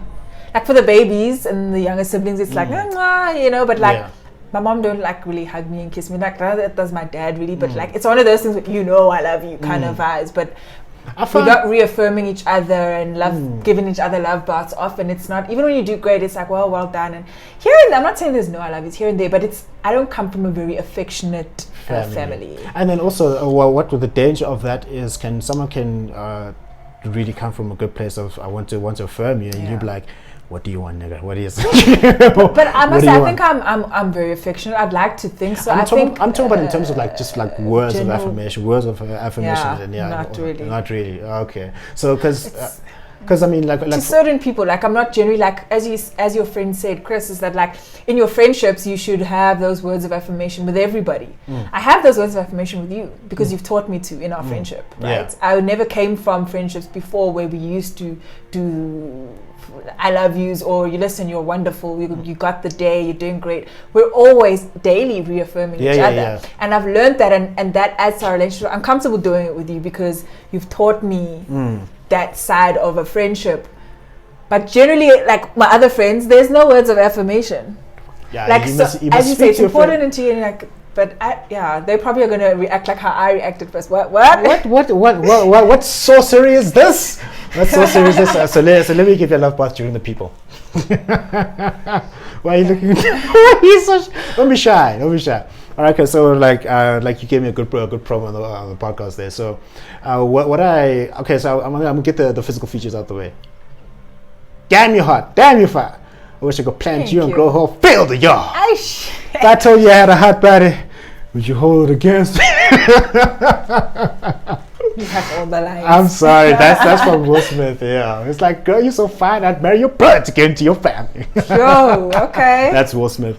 So no, I'm like, other than physical features, like beautiful, hot, whatever, what people want to say that. But I want to talk about the more intrinsic values. I mean, I see a certain strength about you. You're very strong. I can tell you've been through some ish, and the fact that you're able to work through it and to constantly prioritize yourself and say, I'm going to grow and learn and become better every single day is admirable. Not a lot of people want to do that. And not a lot of people want to do that. And then the fact that you're aiming to be complete by yourself before you involve other people is something that's very admirable. And as a friend, I can only speak to you of our friendship. Like I said, like you've added more value to me as a friend than some people have known for like 5 years. Wow. Yeah. They know so who they are. Good to know. Yeah, they know who they are. I had to go and fire them. Like I was giving, I was kept on giving.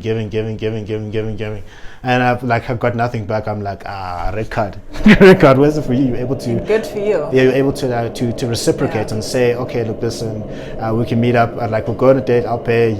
I'll go, and then you pay. Like we'll share gifts and whatnot. So that was, that's not very commonplace. And then that's something that I can definitely value about you. The fact that you are diehard Liverpool support, I can I can respect that. Not much I can say from Chelsea, from a Chelsea perspective. Listen, anyway. Respect is it's everything. Yeah. So also like there is that respect. You know what your boundaries are. You know how to be vulnerable, and then for me it's kind of like you'll push me to think about certain things in a way that I hadn't thought about them before.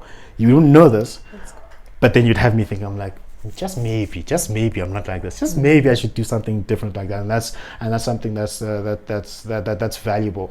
Some people can see our friendship, I'm like, what's going on between these two? But then it's actually proof positive that you can have a female friend and it being very beneficial. What else about that? Like I feel like you know yourself. You've got a great sense of yourself, but you're still learning to self-discovery. Yeah, you're still on self-discovery still, and like when you value friendships, and you want to give back into them. Yeah, so the love is real there. Aww, I really love that. It makes me feel so good hearing that.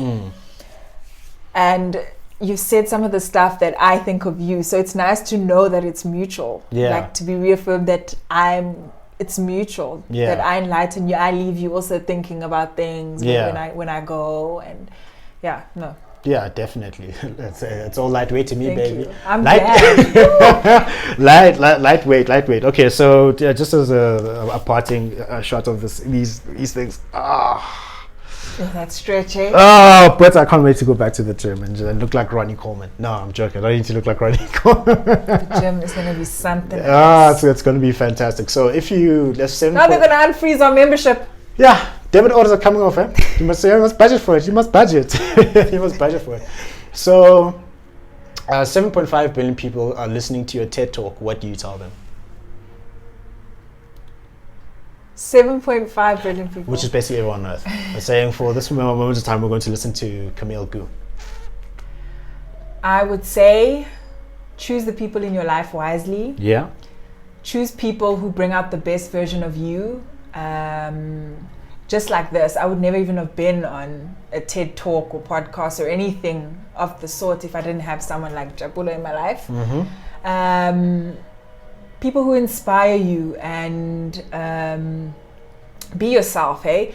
Rediscover yourself, even if you have to do it 10 million times over.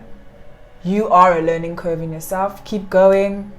Progress is progress. And if it doesn't bring you peace, it's too expensive. That's it, really. Lightweight, baby.